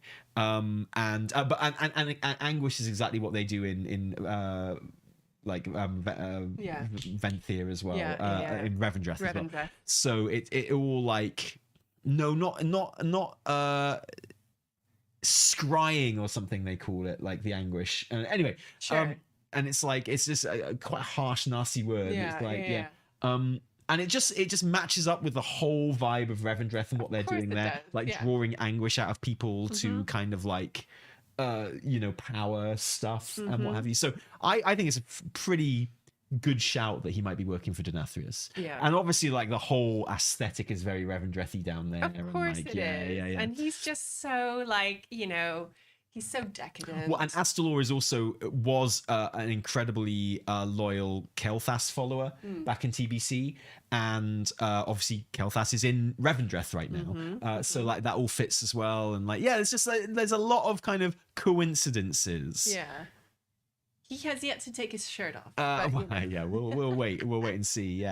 So I think that's a good shout. I think Denathrius might well pop up as part of the I like him. I like his whole vibe. I think he's great. I'm glad to have him. His voice acting is excellent. Does anyone know who his voice actor is? I heard some people saying they thought it was the Denathrius voice actor, but I don't know if it is. But he's doing a great job on Astalor, that's for sure. Really cool. So you're looking it up? Of course I am. Anyway, I think we should move on to our super chats. Good to get your opinions, Evie. On the story so far. Thank you. Yeah, Daddy D's definitely going to come back at some point, right? So our first super chat of the afternoon is from Moxin. So what if Harandar, Rift of Aln, was the thing N'Zoth was building in Ny'alotha that Zali discovered, and it was N'Zoth whispering, not Yasharaj? So yeah, there is that thing of when you go back to the flashbacks for the dagger quests, when you see Xal'atath getting put in the dagger.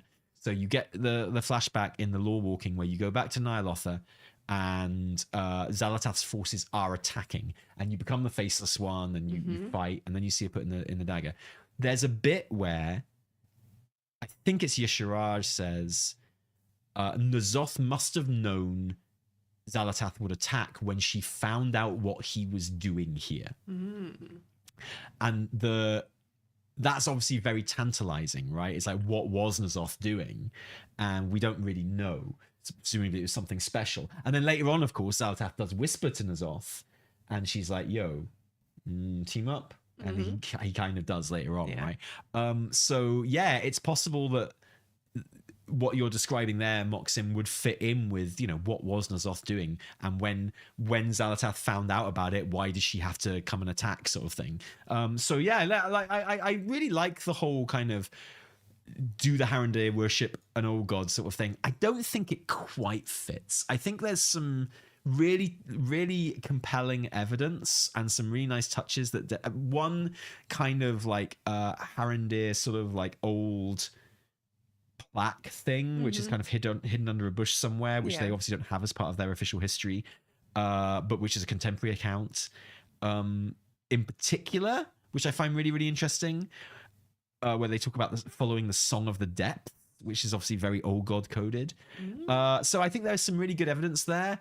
I don't think it fits, but I'd be really interested if it did turn out to be true. I don't think it will, but it would be super interesting if it was. I'm open to it, but I if I had to say, Tally, do you think this is happening? Yes or no? I'd have to say no, but I'm up for it. I'd be happy if it happened. Yeah, it's cool. Yeah. Thank you for that one. Next one is from Fulu. Lovely to see you. Thank you for the super chat. Hi from France, from Kelfalas. My theory for the end of midnight is that Zal will win, but Sargeras and Illidan on his shoulder come to save us. Sargeras gets killed, and his body becomes the new capital for the last Titan. There's a lot going on in that comment. There's a lot to take that in there, and I think thank you for coming and watching this show and leaving a comment before the drugs wore off. I really appreciate it. Thank you. I really love it. What role does the sword play in this? Is the sword like the bridge to well, maybe he like lands on the swords like, and it skews through him. So it's like, love it. Thank you so much for that one. Next one, Arda Natalia, thank you for the super chat. When do you reckon 12.0.5 news? Housing news? Precedent says it will probably be once the mythic race kicks off. I know, right? Just to distract. They usually do that. They like do. I feel like they often announce the next patch just at the peak of like Race to World First hype. Yeah. For some reason, I don't know why. It tends to usually line up like that. Like tuned in. Yeah, but so, honestly, it could be any point at this point. Yeah. Like, now it's all kind of out and settled. Yeah. You can it will never be a surprise at this point when they make that announcement. Yeah. It doesn't sound like a particularly big patch, so they might leave it till nearer the time. But my bet would be when everyone's on the final boss of Race to World First. Perfect. Yeah. Perfect timing. Thank you for that one. Next one is from Coffee Koala 2023. Thank you for the super chat. Sending some abundance cheer to Telly and Evitel while I grind at work. Oh, spider. Ooh. How are you liking the voice actor for the Prey guy and the Loa of compliments? My wife calls Dun Dun the magical naked mole rat. Yes, it's like you read our minds.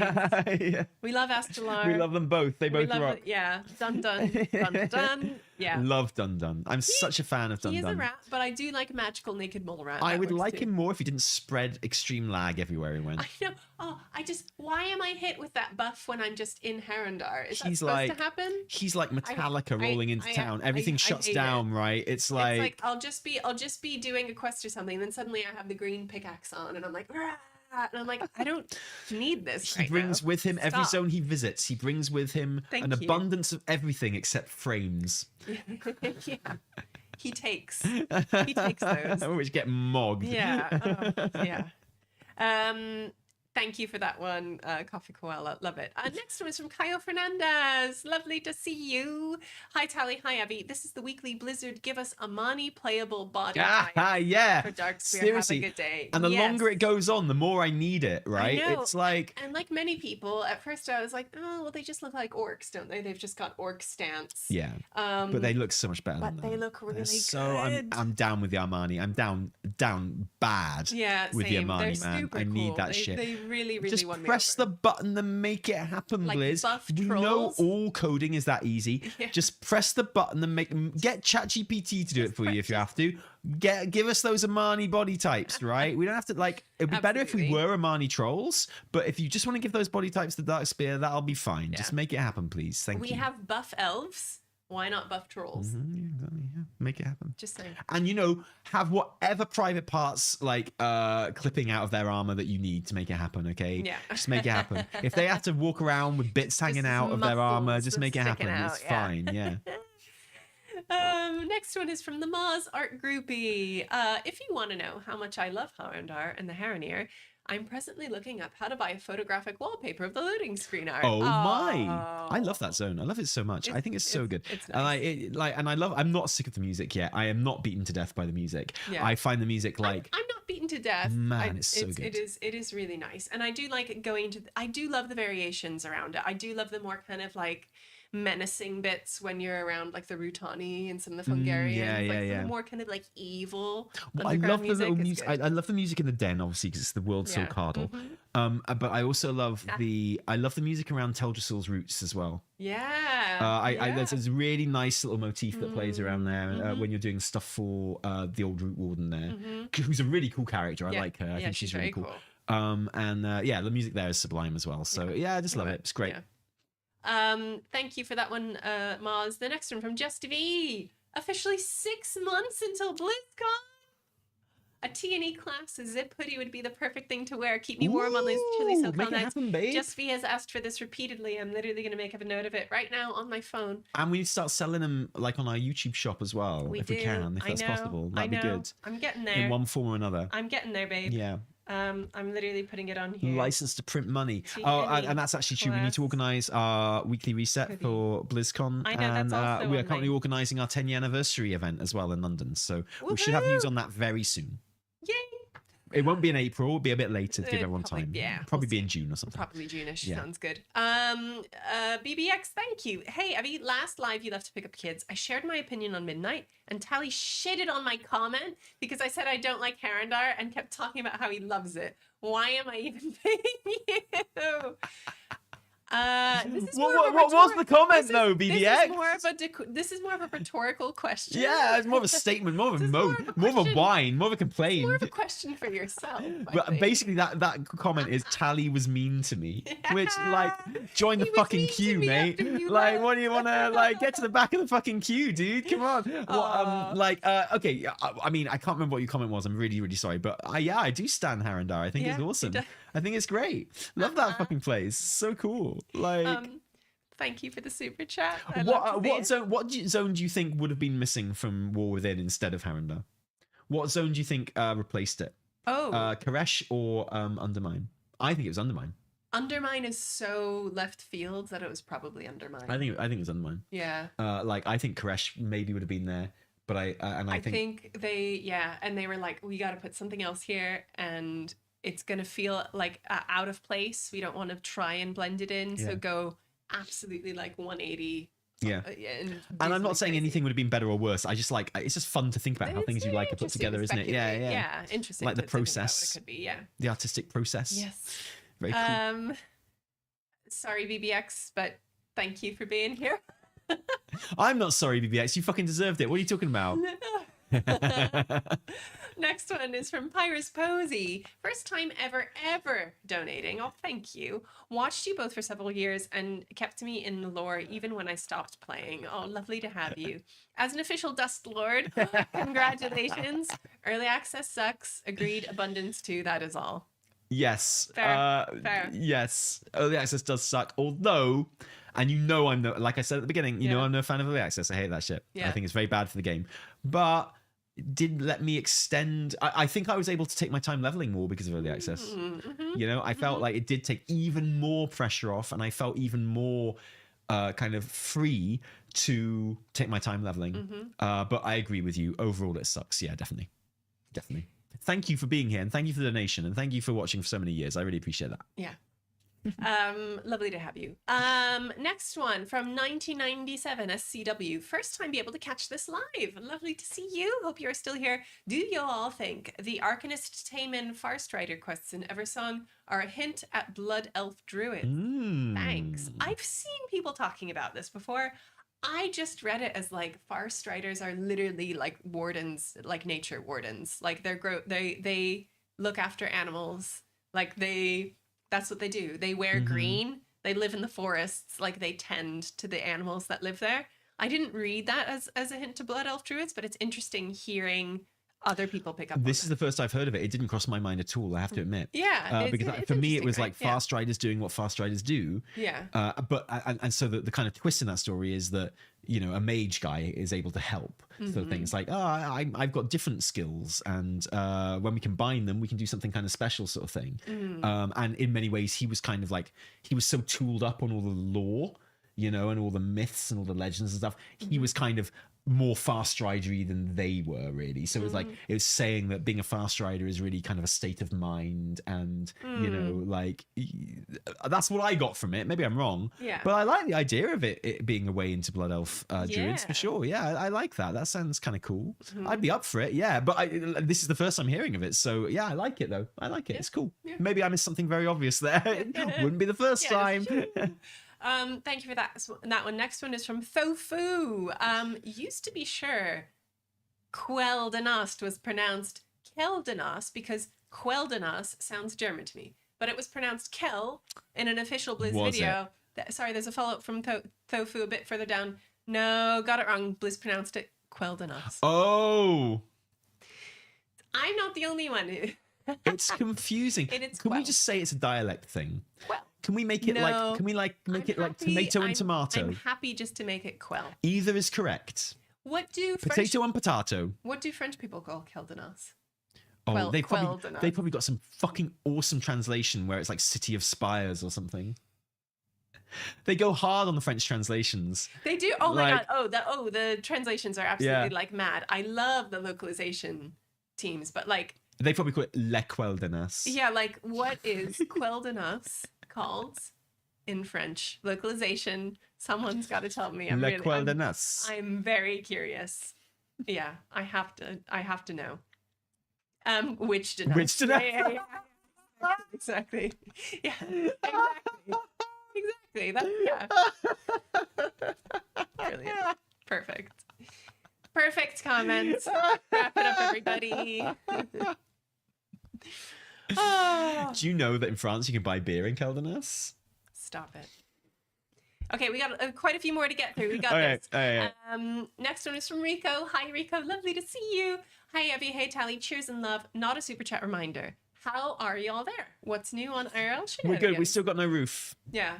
But otherwise we're fine. Yeah, all my computer stuff broke today, so the mouse broke. Overall, I'm feeling annoyed with the world, but I don't care. Yeah. I'm having a good time now that you're here. I'm having such a good time with WoW at the moment. It's like same. You know, just genuinely having a great time. It's a good. It's like I just love this part of an expansion. I love everyone's just in a good mood with WoW at the moment, unless they're a professional like WoW YouTuber, and it's just like a good time to be playing. It's fantastic. Same. I'm really enjoying it. Next one from Zach B. Thank you for the super chat. What do you think of the trilogy format for expansions? Would you like to see the next one after The Last Titan as a standalone, or have another saga? I'm sorry. People are talking about Elvish in Tolkien. Elvish in Tolkien is based on Finnish and Welsh. Objectively, that's what he said he based on. I know that because I'm Welsh. I speak Welsh, and there is obvious influence of Welsh there, right? So Finnish and Welsh. Sorry, I had to get in on that. I can't let people being wrong about Elvish. Okay. You know, you can't do that. Sorry, please start that comment again. Thank you. Okay, thank you. Let me find it again. Next one was What do you think of the trilogy format for expansions? Would you like to see the next one after The Last Titan as a standalone, or have another saga, or have them do a mix of both in the future? Love you guys. We've talked about this a fair bit, actually, and I think, you know, like, I reserve the right to change my mind on this if the World Tour Saga turns out terrible. But if you ask me right now, hey, do you want another trilogy to be announced after this? I would say yes. Because you lose something from having the trilogy. Like we all knew Midnight was coming. Yeah. And we all know. I think the effect is less with Last Titan because we know so much less about Last Titan. You know, I think there's still like so much room for speculation about Last Titan. Yeah, we have no idea. Yeah, what's gonna happen, right? and I think there'll be a hype announcement for Last Titan. But I think, you know, knowing that Midnight was coming maybe did affect the hype around the announcement for that a little bit. But absolutely, there's so much else that I like about it. And I think it'd be really interesting, and the things that it does for the game and for the storytelling and for the whole kind of like flow of the storytelling and stuff like that, I think is really beneficial. And I think it's just hype knowing 3 expansions in advance. I think it's really cool. It makes me feel very secure as a player. Yes. So yeah, if I had the choice, I would love to see what they did with making a trilogy from scratch, as opposed to like adapting 1.5 expansions into a trilogy, which is what's happened here. And I think it works fine, by the way. I don't think it's any the worse for that. But like creating a trilogy from scratch, I'd be really interested to see how that works. And I'm sure they're already thinking about that. Sure they are. There's, you know, if it is a trilogy, which I would, like Tally, I when it was first announced, I almost felt like something was lost because you lose the mystery. Well, they announced it in a terrible way. Yeah, it didn't. It was a really weird announcement. I remember we were in the room where it was being announced, but we were streaming, and so we were hearing it happen, and then we were hearing it on stream, and it felt really and I just I remember feeling excited, but also like, oh, I lose the hype of having an expansion announcement for the next like 6 years. You know, I feel. That's weird. That doesn't feel quite right to me. But now, as we're in the midst of it, I quite like you say, the kind of the security, knowing that you've got how many more years of WoW ahead of you at least, right? Or how many, you know, and we know that the Blizz team is always planning, right? They're always planning very, very, very far ahead, but there's never any evidence for that, like for a player. That sounds, sorry. So that is it's true. That sounds harsh, but like there's no way where they can be like, all they can say is like, we are planning, and you're like, yeah, whatever, I don't believe you. But now there's a kind of security in that, which I really like. So, I completely agree. Yeah. And like for the speculation community, it gives you like so much specificness. The one thing it's absolutely killed is expansion leak season. Yeah. Which is such a shame because like expansion leak season is so much fun. There was still some really good I say good, very transparent expansion leaks, fake expansion leaks for Midnight. Yeah. But the real magic of fake expansion leak season is gone, which is a shame. But otherwise, and maybe a bit of hype, but they messed up the Midnight announcement so much anyway that I don't know if that was because we knew it was Midnight or if they just dicked up the announcement. So who knows? Like, I've got a feeling you gain way more than you lose by having a trilogy announcement. I think it's really cool. I think it's great. Yeah. Right. Sorry. Next one is. Yeah, thank you for that one. Worth reflecting on the trilogy format. Next one was from Thofu. How it is pronounced Queldenas. Thank you. And Art and Natalia again, adding to the camera fund. Thank you. How do you think the dev timeline went now that we know Harandar is cut from War Within content? What used to be the 4th Midnight Zone? The 4th. Oh yeah, that's a good shout. Yeah. I mean, maybe it was Undermine. Who knows? Maybe. But like, yeah, that's a really good shout. I don't know. Yeah. It's funny. I would imagine. It's funny, isn't it? So people talk about how the changes to War Within to make it into a trilogy basically were very late in development, and they were relatively, but it's not the latest changes we've seen to an expansion in development. Like, because however late Harandar was in getting I don't like the word cut for this because moved to Midnight. Sure. You know, like it was never on the alpha. It was never in the announcement for War Within. It wasn't in like the trailer or anything like that. Compare that to Legion. there was a whole zone that existed in the Legion Alpha that got cut to make way for Argus. You know, that's a late fucking change, right? Like, there was a whole, like, the entire Ebonhorn questline on the Legion Alpha for weeks was Rathian. Like, you did all of that with Rathian. And then they decided to get rid of Rathian and put Ebonhorn in, right? In Mists of Pandaria, they redesigned an entire zone like during Alpha. Like, literally took it apart, put it back together again. So, however late in development, like, all of the War Within changes happened, like, compared to some of the changes that happened for Legion and Mists, they are, like, not late in the slightest, you know. And this is just game development, right? Stuff changes, plans change, they move stuff around, they slot it around, and for artistic reasons, which is what all that stuff in Legion was. And like, it's like, so I don't know if it was like such a seismic, oh no, patch job sort of thing, as lots of people, I'm not saying this is what you're saying, but like a lot of people make out that it was this kind of scramble. And I just don't think it was, honestly. So I wouldn't be surprised if Harandar was moved to War Within before any significant development had happened on whatever the zone they were thinking about putting in there. Yeah. You know? So in that sense, it probably didn't replace anything beyond like a vague idea of a zone, probably. Yeah. But you know, we haven't had a BlizzCon since the trilogy was announced, so I'm really hoping some devs will let me in on some secrets when we're in BlizzCon. That does tend to happen sometimes. I'm really hoping someone off the record will explain to me some juicy, fun stuff like that, just for my own amusement. Maybe it'll happen. Yeah. Thank you for that one. Next one, JJ Smithy. Thank you for the super chat. Hey, what do you think of Windrunner Spire Dungeon being a gateway to Bard class? Lethraxian is a royal musician and plays a harp and such. Too much cope? Possibly cope, but also hope. 100% cope. But I'm with you. There's with you on the cope and the hope. There's also like the singer at the at South Hill's soiree wearing the hat, which you can only get in China. Oh no! She's wearing the giant wide brimmed hat that came with like the ridiculous transmog that you can only get. I want Bard. I need Bard. Make Bard happen. I know. I'm so down with Bard. It's such a tease, and and it's they're I'm with you. I need it. Bard. Yeah, it's been too long since we had a new class. Same. Agreed. We got to crack on. Next one is from Parker. Hi, long time watcher, first time super chatter. Oh, thank you. Lovely to have you. What's your big swing X-Pack idea that Blizz would never have the balls to make besides Tuskar Pack? Airships. Okay. Airship expansion. Sky cities. Like city in the sky, not Dalaran. You know what I mean? Like, you know, mechanized cities in the sky. Okay. Airships. You move around, you do all that. You're like, it's like the South Seas expansion, but in the air. I like that a lot. I was just gonna say like small furry races only expansion.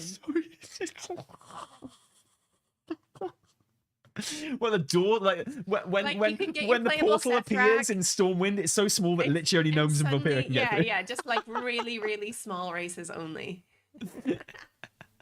Okay, yeah, but like air pirates, airships. That's my beyond that. That's all I got. Okay, I don't think on that one and come up with a better one. Thank you for that one. Next one is from Goldtooth. Thank you so much. My Zara Cavins, why not chicken masala? It's wine o'clock. It is almost wine o'clock. Thank you. Get 2 bottles of wine. Fine. Red. So I can have one with my salami. Yeah, get a nice bottle of red and whatever you're having. Thanks. I went to M&S the other day, and they didn't have the £10 Barbera Dusty that I really liked from so I had to buy a £20 bottle of Barolo instead. That's so sad. I was so upset. I was like crying as I left. I was like, with my salami and my Barolo and my son, he was with me as I was like. Next one is from Non-Dairy Creamer. Sometimes you just get a name, don't you? Yeah, that just you do. like does that for you. Yeah. Non-WoW related question. Do you watch The Traitors by chance? The most recent season of The Traitors UK includes a sweet Welsh woman named Fiona who I love. I think you'd be great contestants. One, we have not seen the traitors, but our family has told us repeatedly that we have to watch it. Apparently, it's really good fun. And two, Fiona is from Swansea. Yeah, she's well known around here. Yeah, she's a local She's celeb now. One of us. I hear she runs +20s as well. Yeah, one of us. But for you, non-dairy creamer, I will watch an episode. We have played a lot of like werewolf, which Traitors is based on, right? Yeah. So like that's one of the games I always played it in like drama school parties and stuff like that. And do you remember? We played it with Immortalis on guild trips. We played it on guild trips. Yeah. Do you remember? We absolutely had everyone bamboozled because I was playing like a teacher or something. There was like a really weird storyline where I was like, my character was just like a like very gentle teacher, and you were like a girl, like a young girl, and we were like we got a card or something that we were like in a relationship, in a romance or something. Yeah, it's kind of weird. It was kind of weird, and we had to, and so no one sussed it. No one figured out that we were like the baddies. Paired in that way. Yeah. Because there was like, that's literally not possible. It was so, yeah. And I love it. So those we're just really good at playing werewolf. Objectively, we would be brilliant at traitors because we're brilliant at werewolf. Really good at werewolf. Yeah. Like that's one game that we like to play on guild meetups or guild holidays. It has to be because it has to be in the evening, right? Yeah. So guild holiday, we play werewolf and we play raid boss charades. So if you're out with your guild and it's a raiding guild and you've raided together, one of the best games you can possibly play is raid boss charades, where like the person, instead of being like film, TV or whatever, they like enact the raid mechanics or the raid dance or something, and like you gotta guess what raid boss it is by what mechanics that they are charading, and it's so good. Yeah, so great. Best game to play with your raid team. Two best like guild meetup games. Those, 100%. Next one is Lionel Hutt's Attorney at Law. Well, thank you so much. Why are people hating the wind mechanic in Den of Nalarak but not hating the wind mechanic in Skyreach? I think you'll find people are hating we both. fucking hate Skyreach too. I think people were but we've known we hate Skyreach for a generation. Exactly. Like Den of Nalarak is new hate. Next one is from Muxin. Thank you, Muxin. Since Harandar has a raid on it, does that mean that we're missing a tier from the War Within? Clearly one meant to link back to N'Zoth and the Black Blood. Well, so Harandar, one of the reasons I think Harandar took the place of Undermine is because it just doesn't feel like a patch 2, like a 0.2 patch, does it? It doesn't feel like a final patch of an expansion. But yes, if it was intended to be the 0.1 patch, it would have had a raid on it. And I think the one boss raid is probably a remnant of that. Yeah, I think there was, if it was meant to be a zone in, and this is not to say that any development had been done on it, but yeah, I find it very likely that there would have been a raid in Harandar, a full raid, and that's got kind of converted into the one boss thing, maybe. Yeah. I think that's very feasible and likely. Yeah. Could be, yeah. Next one, Omadon, lovely to see you. Thank you. Quick prediction request. Paladin racial expansion. Oh, sorry, just to answer, just another part of that question that I didn't answer. I don't think that means we lost a tier from War Within. I think War Within would only ever have been the 3 tiers. Like, I think Dragonflight before it. Like War Within took the exact structure that we all predicted it would before, like 2 major patches, 3 seasons, 3 tiers. Yeah, I don't think we lost a tier from War Within. No. Sorry. Quick prediction request. Paladin racial expansion in Midnight, yes or no? I feel it's now or never. Yes. Never feels insane, but I wouldn't bet on now either. I think it could happen. That's a great way of putting it. Yeah. I agree with everything you say. Yeah, exactly. I wouldn't bet on it now, but also like getting the Nightborn on board, uniting the elves, suddenly having, all of these like, sorry, I want to call them warriors of light, but like, paladins basically from all over. It feels like the time, and I feel like it was hinted at. Well, especially repeatedly, wasn't it? Especially as the light is calling people who aren't light users, right? It's like there's that thing with Lethraxian where you're like, why don't you trust Umbric? And Lethraxian's like, because he's a voidy shitbag, and I'm a shadow priest, and like there's a thing which is like, I'm a voidy shitbag. Like I use the void is one of your dialogue options. Yeah. And the Lethraxian's like, yeah, but you were summoned by the light. Umbric wasn't. Yeah. And that's a good point, man. Like, you know, the idea is like the Lethraxian trusts me implicitly, even though I'm a shadow priest, because I was summoned by the light, but Umbric wasn't. And that's actually a kind of good point.